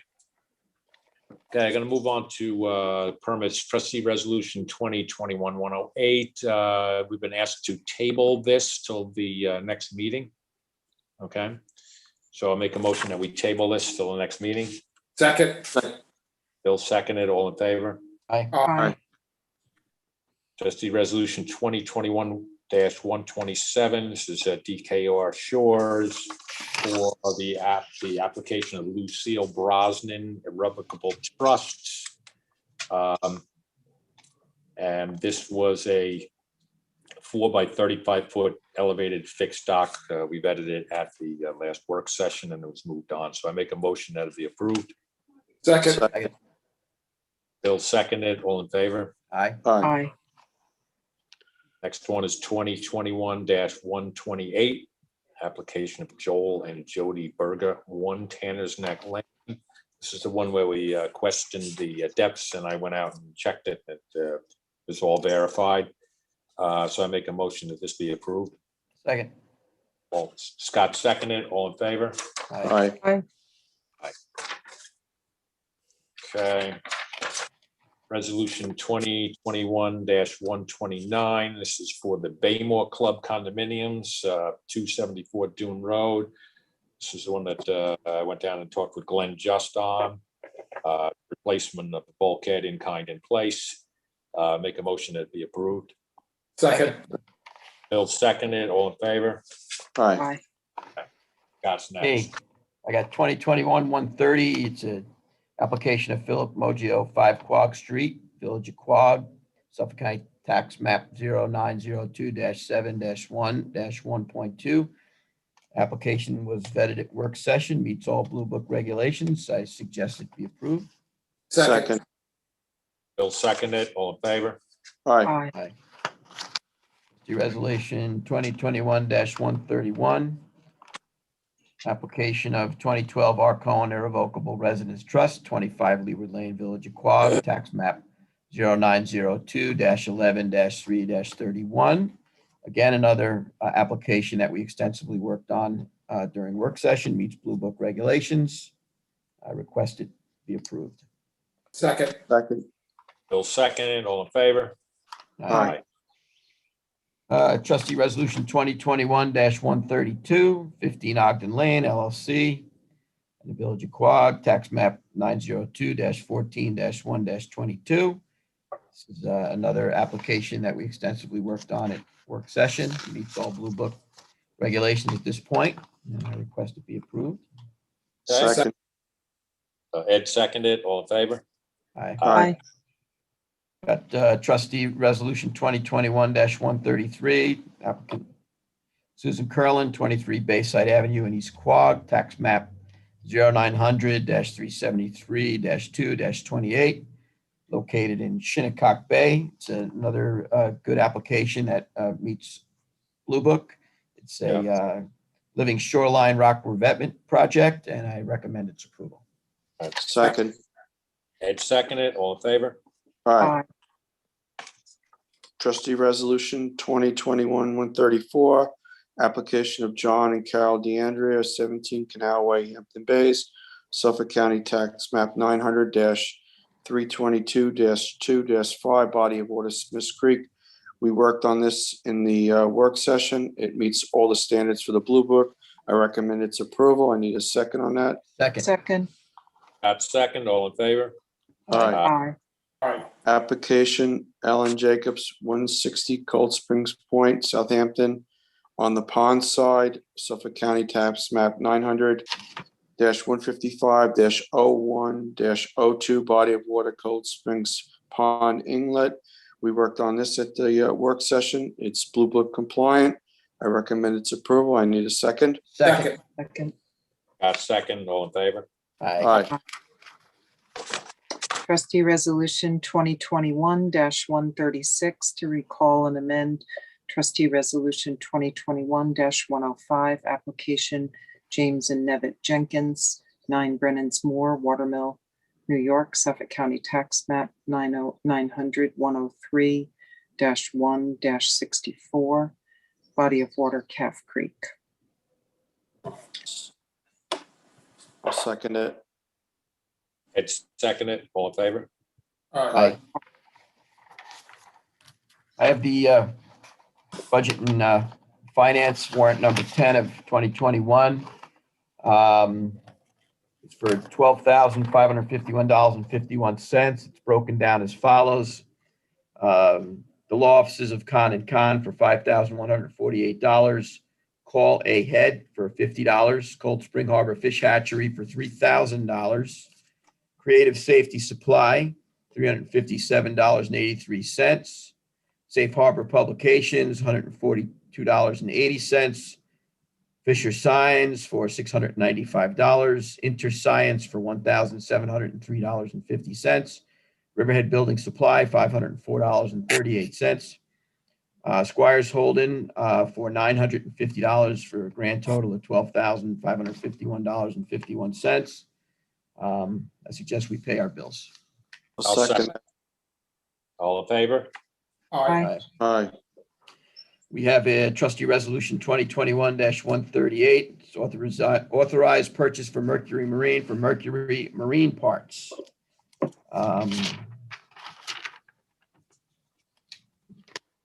Yeah, so we need a resolution for any expenditure in excess of $1,000, and we're anticipating that. So I request that you approve this resolution. Second. Okay. Bill seconded. All in favor? Aye. Aye. Okay, now we have trustee resolution 2021-139. It's a notice of adoption amending the Blue Book A340, considering amending the management practices of the waters of the town of Southampton, Article 8, Section 81, entitled Emergency Permit, Storm Damage, and Ice Damage. Want me to read some of this into the record? Okay. Want me to read some of this further, or how far do you want me to go? Maybe the changes, Pretty long. the section, Pretty long. I think So, it'd be adequate as is. what it does is a summary. It's the resolution that clarifies the existing rules section to reflect that written permission of the board is required for all repair work. And that's Right. what this is. Which we discussed at the public hearing previously. Correct. today. Right, this one's a short little change. It adds the language shall instead of should, and upon issuance of written permission by the board. great. With Okay. those changes, Thanks, Sean. I would make a motion that we adopt this. Second that. Okay, Bill seconded. All in favor? Aye. Aye. The next one is trustee resolution 2021-140.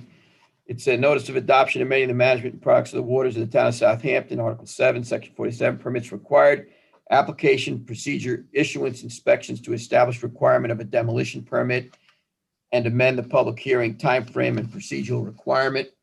I'd like to make a motion on the floor to amend this to add Section F, 1B-1, to add the following: requirements may be waived upon good cause shown as determined by the Board of Trustees.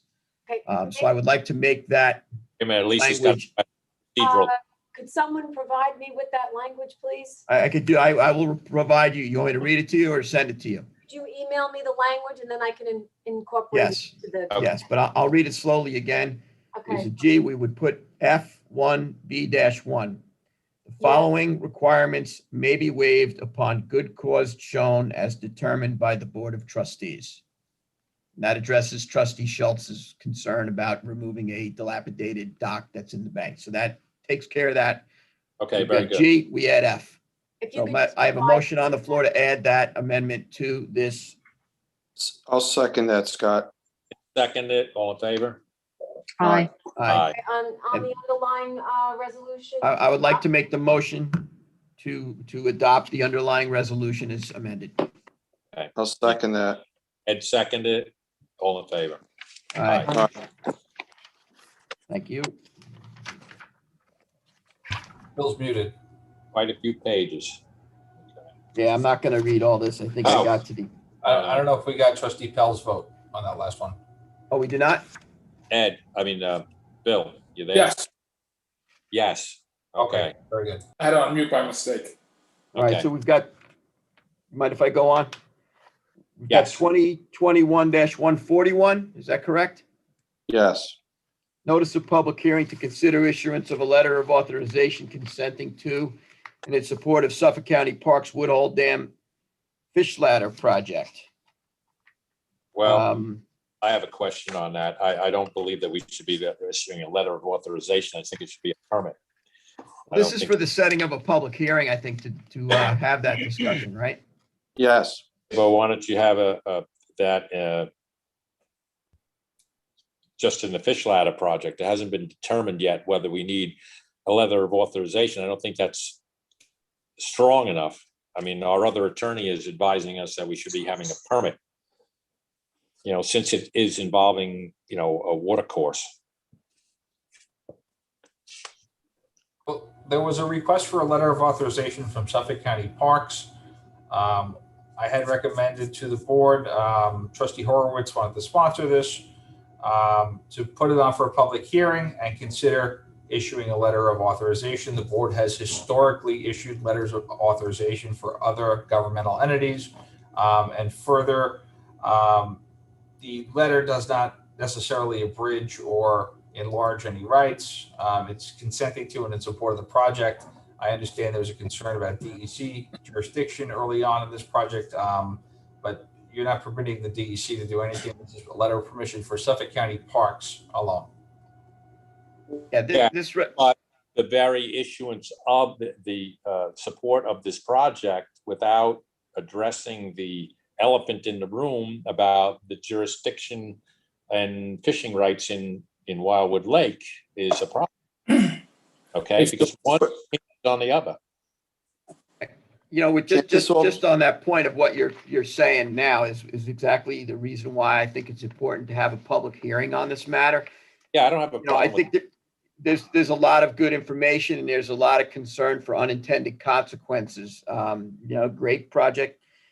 And I think the best format for that is to get all the cards on the table and let the public fully understand and let all the parties that want to be part and parcel to this agreement get involved in a collaborative discussion. And I think the only way that we can do that is by having a public hearing and airing out all the concerns and making a good determination on what the best action is to deal with this situation. I don't have a problem with that. It's just a word of, so we're just having a public hearing to consider their letter. We're asking us for an issue. This resolution is for the purposes of setting the date of a public hearing so that we can get a good conversation going to express the concerns and have a good back and forth, with everybody. So everyone is comfortable in what the direction is moving forward. So but I think public hearing is the best way to do that. No, I agree with that. Let's get it out that's what this resolution's for. I understand. I just didn't want to be locked into us going in the direction of a letter of authorization when I don't think all the members of this board are leaning that way. Right. Well, I think the best way to, satisfy any concerns or issues of any of the members of the board and obviously the public is to get all the cards on the table, get the facts out there and get the attorneys and all the parties talking so that everybody understands each other's concerns and then get the information that's needed to make a good decision. Mm-hmm. So I think that's the best way to do it. Okay.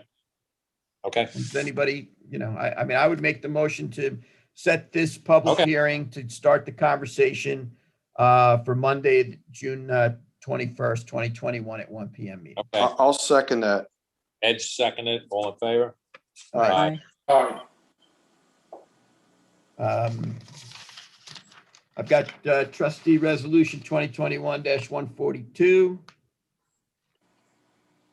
It's another public hearing, a notice of public hearing on amendment of the Blue Book A340, considering management and products of the waters of the town of Southampton, Section 66, entitled Areas Designated and Restrictions, again, for Monday, the 21st, 2021 at 1 p.m. It's for the Board of Trustees for the town of Southampton to desire to make trustee seasonal parking permit season coincide with Southampton Town seasonal parking permits. So we can discuss that also at a public hearing venue. That way everybody can voice their concerns. And I made the motion to have this also on the 21st of June.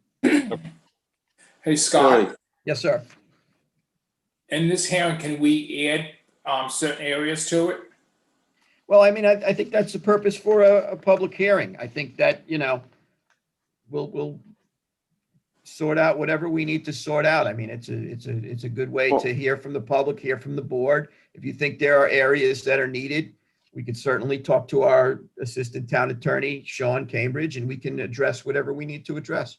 I would recommend we do a second notice to schedule essentially the meeting after this to add areas. This was noticed. There was a subcommittee with the town, President Schultz, and I believe Trustee Horowitz. Actually, Trustee Pell, you may have been on that too a couple times, where we focused on road end parking.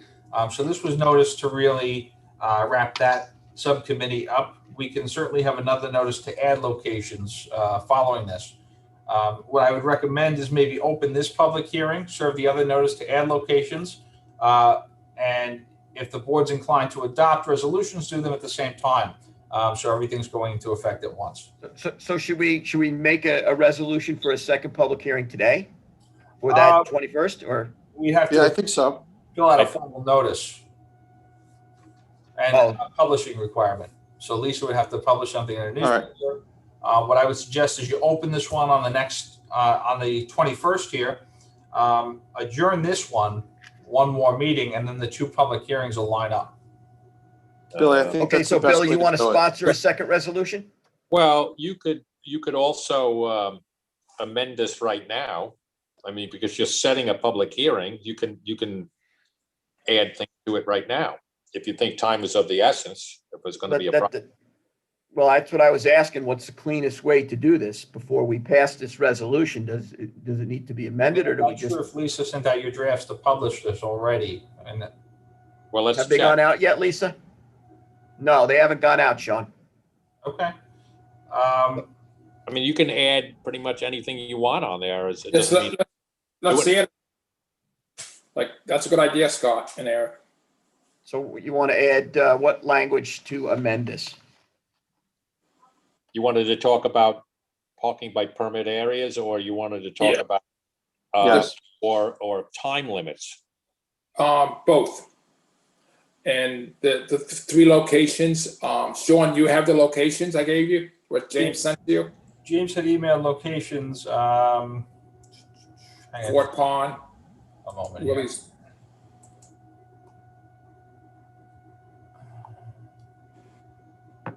Just want to make sure that our notices are proper notices. Right. Topic that we're going to discuss or potentially act on. I just want to make sure from a legal standpoint, we're following proper procedure. Mm-hmm. A lot of moving parts. Yeah. And always somebody trying to find a chink in the armor, right? A rest spot. Just trying, you know. Yeah. Very litigious society we have today. You find it, Sean? Yes, they're going to need to be placed in their respective categories, though. They have three locations: one Woolly Pond North, She Bulkhead along Noyak Road, tax map 942-135. Second location, Little Neck Parking Lot and Boat Slips, 22 Little Neck Road, Shinnecock Hills, tax map 900-23444. And lastly, Trustee Property Recreational Area, tax map 900-3231-5. I'm not sure offhand of where these are. So you have this sorted by area. You'd have to move and amend and have a full draft here, which we could certainly do in real time. It's just you guys are going to have to designate the areas these are in. So you have specified East Quogue, Hampton Bays, Noyak, Hampton Bays, Mill. Shinnecock Hills, and Southampton. right? We don't have a section for Shinnecock Hills currently. Tuckahoe Watermill. might be in Tuckahoe. You don't have a section for Tuckahoe either. Southampton. It would be Southampton, Bill. Okay. So, I mean, I could prepare a full draft like I had suggested, or if everybody has their packet, we could decide where they're going to go right now. What do you think, Bill? Is it urgent that we jump on it now, or do you want him to do his due diligence? It'd probably be safe to let him do it the right way if we rush it. But it is people having a tough time parking down there. So let's do this, because we don't want to get this wrong. Let's get this resolution out of the way and then take Sean's initial suggestion. Yes. Right? Yes. And then let him have the time to get this thing right. Okay, that's fine. Is that fair, Sean? Or Sure. I mean, if you think it's of the essence here and Lisa hasn't published yet, what do you think? You know, is it that Scott, imperative? You know, it's Scott, sections 1 through 4 two- for areas. You Yeah, certainly. two of them are going to be very contentious, so I think we should get it right. Okay. Bill, I'm Yeah, thinking I agree about with it. I think we should do it right. Okay, so you want to let this public hearing Go through as is, and then go we're through gonna, as is, and then take the next change so that you can properly word what needs to be done, right, Sean? So yes. then this would all take place July 12th, where you could adopt. And Okay, Right, so, but we're still going to go ahead with having this public hearing on the 21st and then adjourn it? Well, Yes. I'd recommend you adjourn it so these two things are decided at the same time then. Right. We'll have the So pass this resolution now, then adjourn it till the, Yeah. Right. Yeah, because it's not going to affect East Quogue, Dolphin Lane and everything. We're right into the season anyway, so. okay.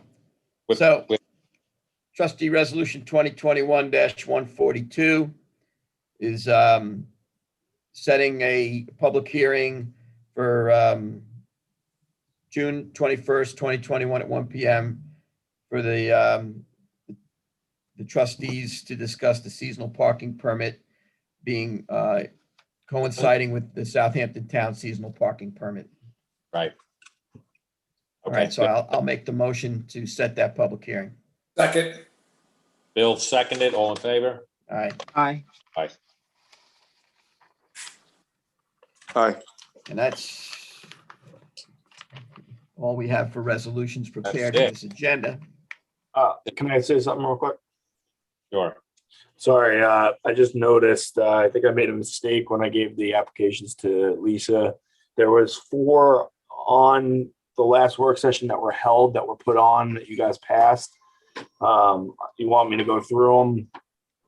We're still waiting on stuff for them, so they're not, I wouldn't suggest passing them.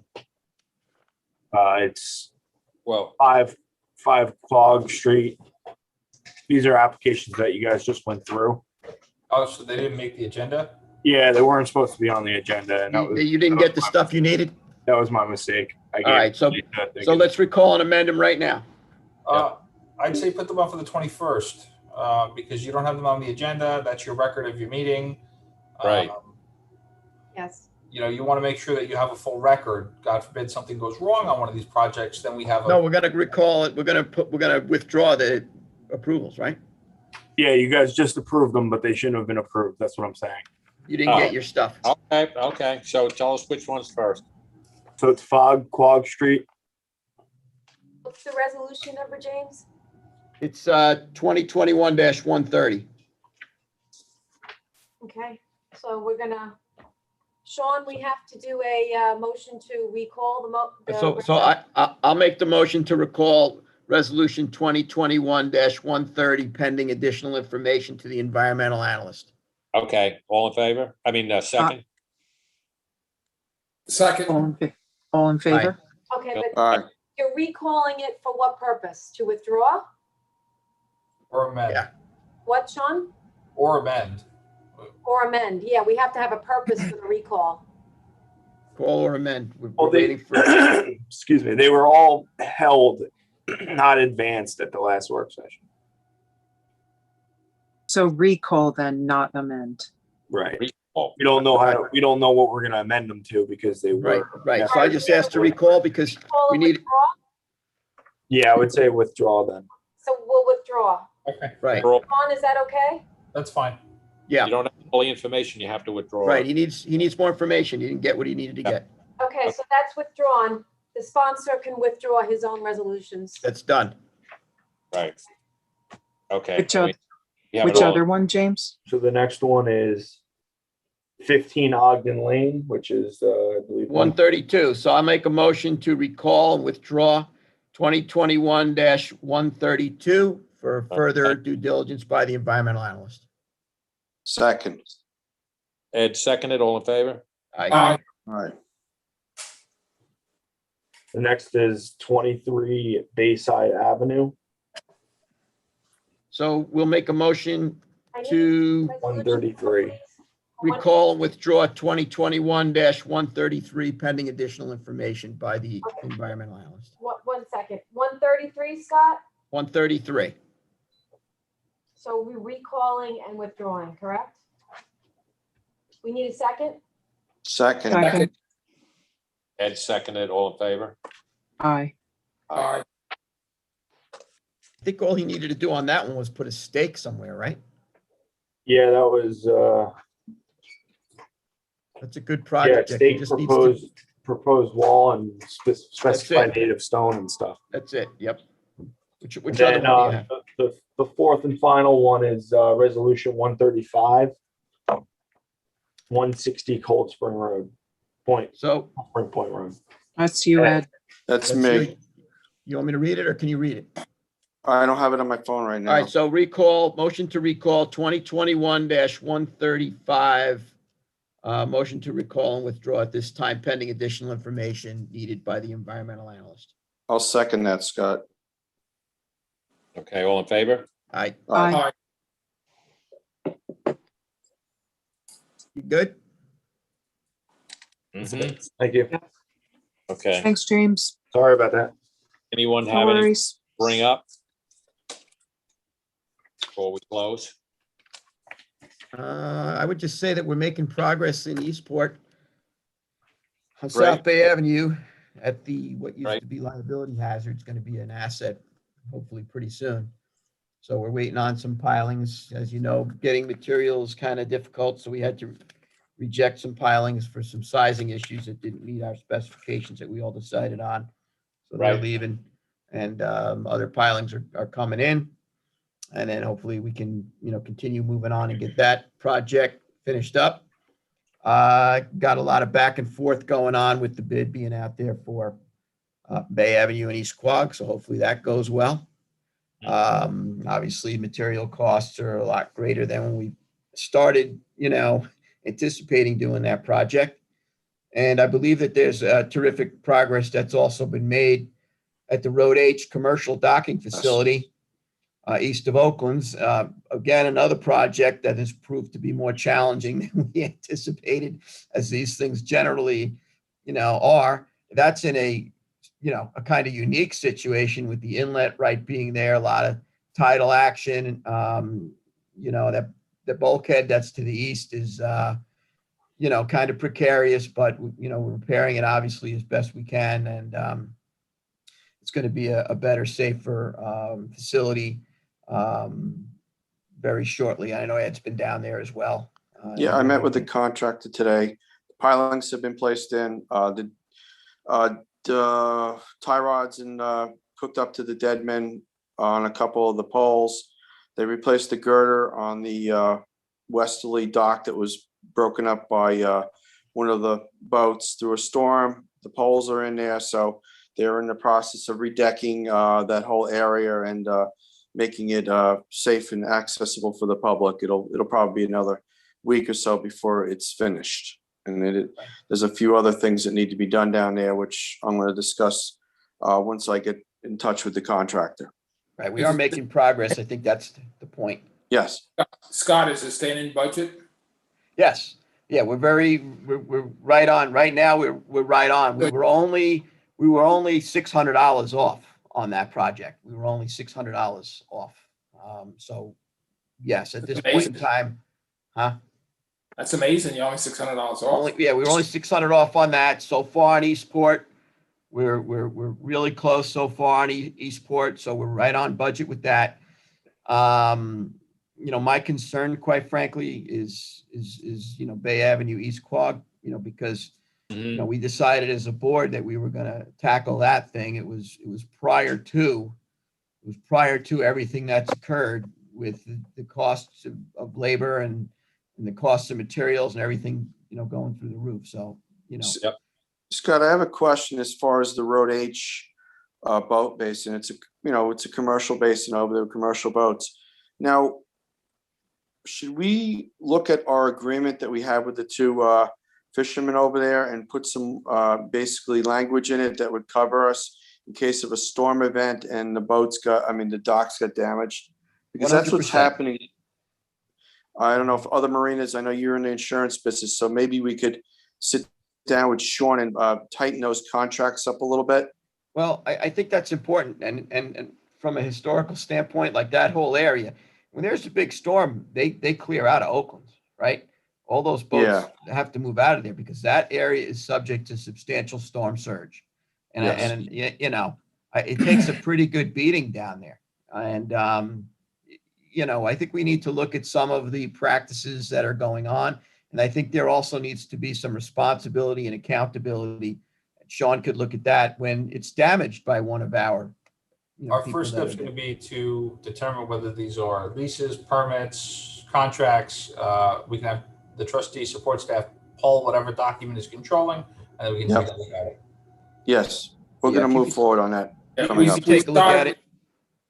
We started to look at it before because we want to make sure, like Ed said, tighten it up. Liability, no offloading, you know, taking fuel down there because that's a big liability. No offloading any kind of product down there because that's a liability, and no storage of any kind of equipment down there because that's another liability because there's not enough room down there to store stuff. Right. Yeah. So yeah, we'll take a look if these are permits, licensing agreements, etc., and then maybe 2 trustees and myself will sit down, determine when the end date is of what's currently controlling and where we can go from here. Okay, thanks, Sean. I mean, we're Thank putting you, some Sean. big pilings in down there now, but it's a lot of stress on that whole structure when you've got a heavy storm surge going on with those big vessels down there now. So Yeah. They were that dock not designed for that size vessels. Well, no, and especially not under super adverse conditions, you know. No. The pilings that were put in there were under spec. That was my first job project, so I didn't realize how it was all going to work out. So looking back, you know, I think we should have definitely went for much heavier pilings, but then you're increasing the cost from 190,000 to almost 300,000. So sometimes staying within the budget does punish us. Well, so moving forward, we're going to do some research. Hey, Ed, yes. I think at the time you did that, I think those poles were fine. What happened was those boats got bigger. Yeah, and with probably. that big, the poles were not the right size. There may be a good choice on how you did it, and it lasted until the big boats smashed it up. Well, we're moving forward.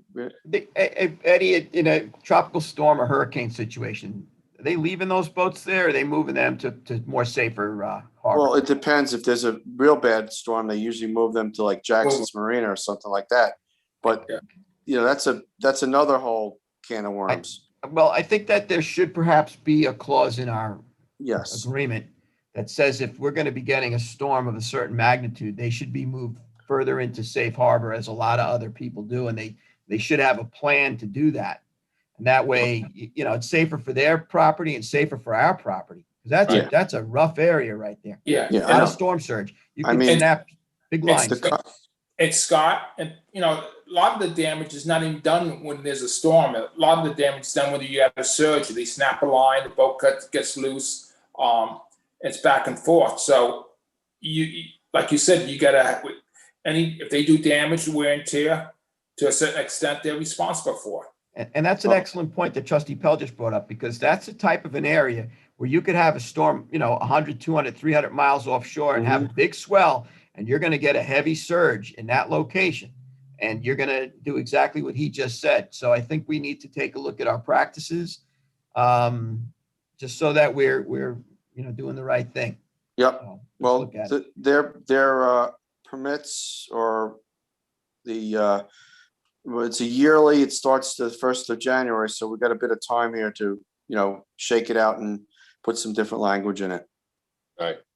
But we're making progress on these things. So look, the board has been productive in a very adverse time, you know. So we're getting things done. And then I know Trustee Pell and I have been having this conversation, and we're waiting for some advice from Constable Franks on some ramp repairs that need to be done as well. Because, you know, access to the water, people with their trailers and boats, you want them to be able to get in and get out and enjoy the day. And we do need to fix some ramps, and Rich Franks is going to be getting back to us with a report and some recommendations on which ones perhaps we should prioritize first. So more to follow, right, Bill? Yes, and also want to, you just made me think of something. I had someone call me last night and said they were very happy to see the Bay Constables patrolling some of the beaches, and giving tickets out to someone who's driving four-wheel on the beach before 6 o'clock, and also with no stickers. And they would, the two ladies were very happy because they walk the beach and they see it all the time. Yeah. Okay, good. That's good. They're doing the job. That's good. So I am awaiting a proposal. I just talked to the guy today for a tree removal at our property at Clovergrass Court in Spionk. That was a big locust tree that's getting kind of rotten, and it's possibly threatening an adjoining house.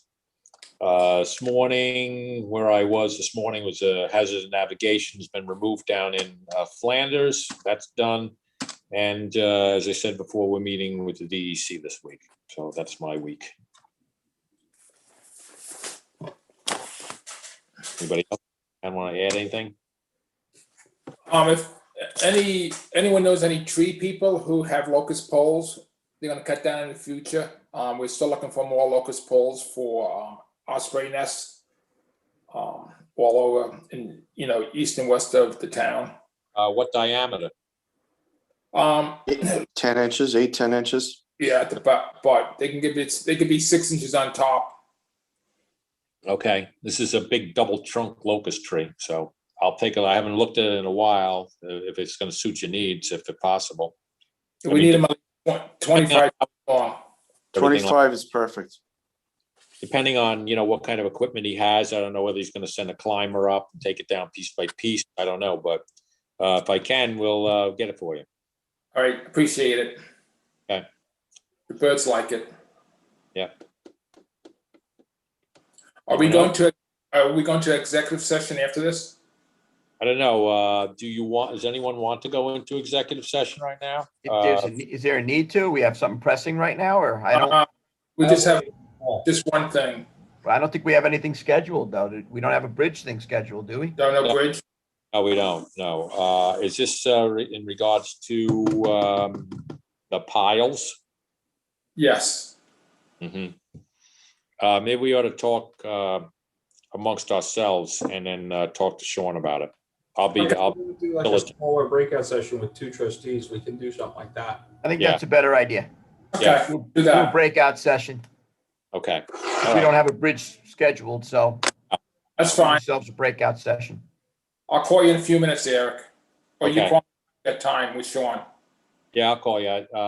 Sean, are you in the building? Yes, I am. Are you? Okay, great. I am too. So okay, I'll come on down. I think Ann's got something to say. I do. Thing, Ann? Just a quick synopsis. Sag Pond had been super high. Everything was put in gear to open it, and then it opened naturally last week, and it has come down significantly. Mecox, the salinity is ranging mid-bay 8.53, 8.17 at Crescent Avenue, and Flying Point Bulkhead 7.52. Geez. Water temperature is it's saying 71 or 73. So what's the water temperature at which the clams spawn, Ed? Usually around 55 degrees in that pond. The soft clams have already spawned in there for this season. And the oysters? The oysters will be up in about probably just before 4th of July. Okay. So where even will be very imperative that you get something from Will Caldwell, and I'll get something from Greg Rivara, and submit that. And when Scott and I talk to the DEC this week, we'll have to bring that up because this is really getting to the point where something has to be done. Yeah, and the water's heating up, so the shellfish are going to become more lively and need some salt water in there. the oxygen is still good It's 99%, 98%. But the salinity and the temperature are concerning. Where do we stand for the public's benefit with the emergency authorization? Well, it's been submitted last week, and that's going to be the topic of conversation. So we're going to segue into with the DEC when we talk to them this week of where they are. Rob Marsh had assured us that it would go through his part rather quickly, and then it goes over to the other section where they issued the permits, and we're going to bring it up. And the scope of work for this is what? Emergency authorization is for the regular cut through the sill and a 75-foot wide cut through the flats.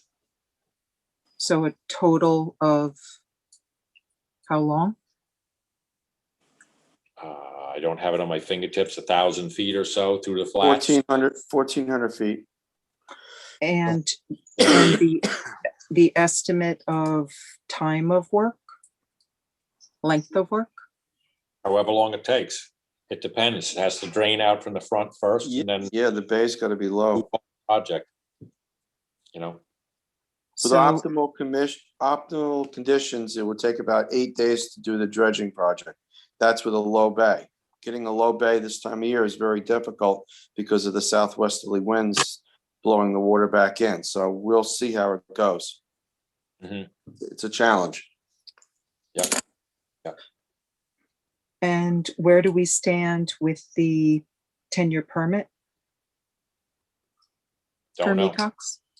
Don't know. DEC. Got to talk to them again, like on this meeting, where they are.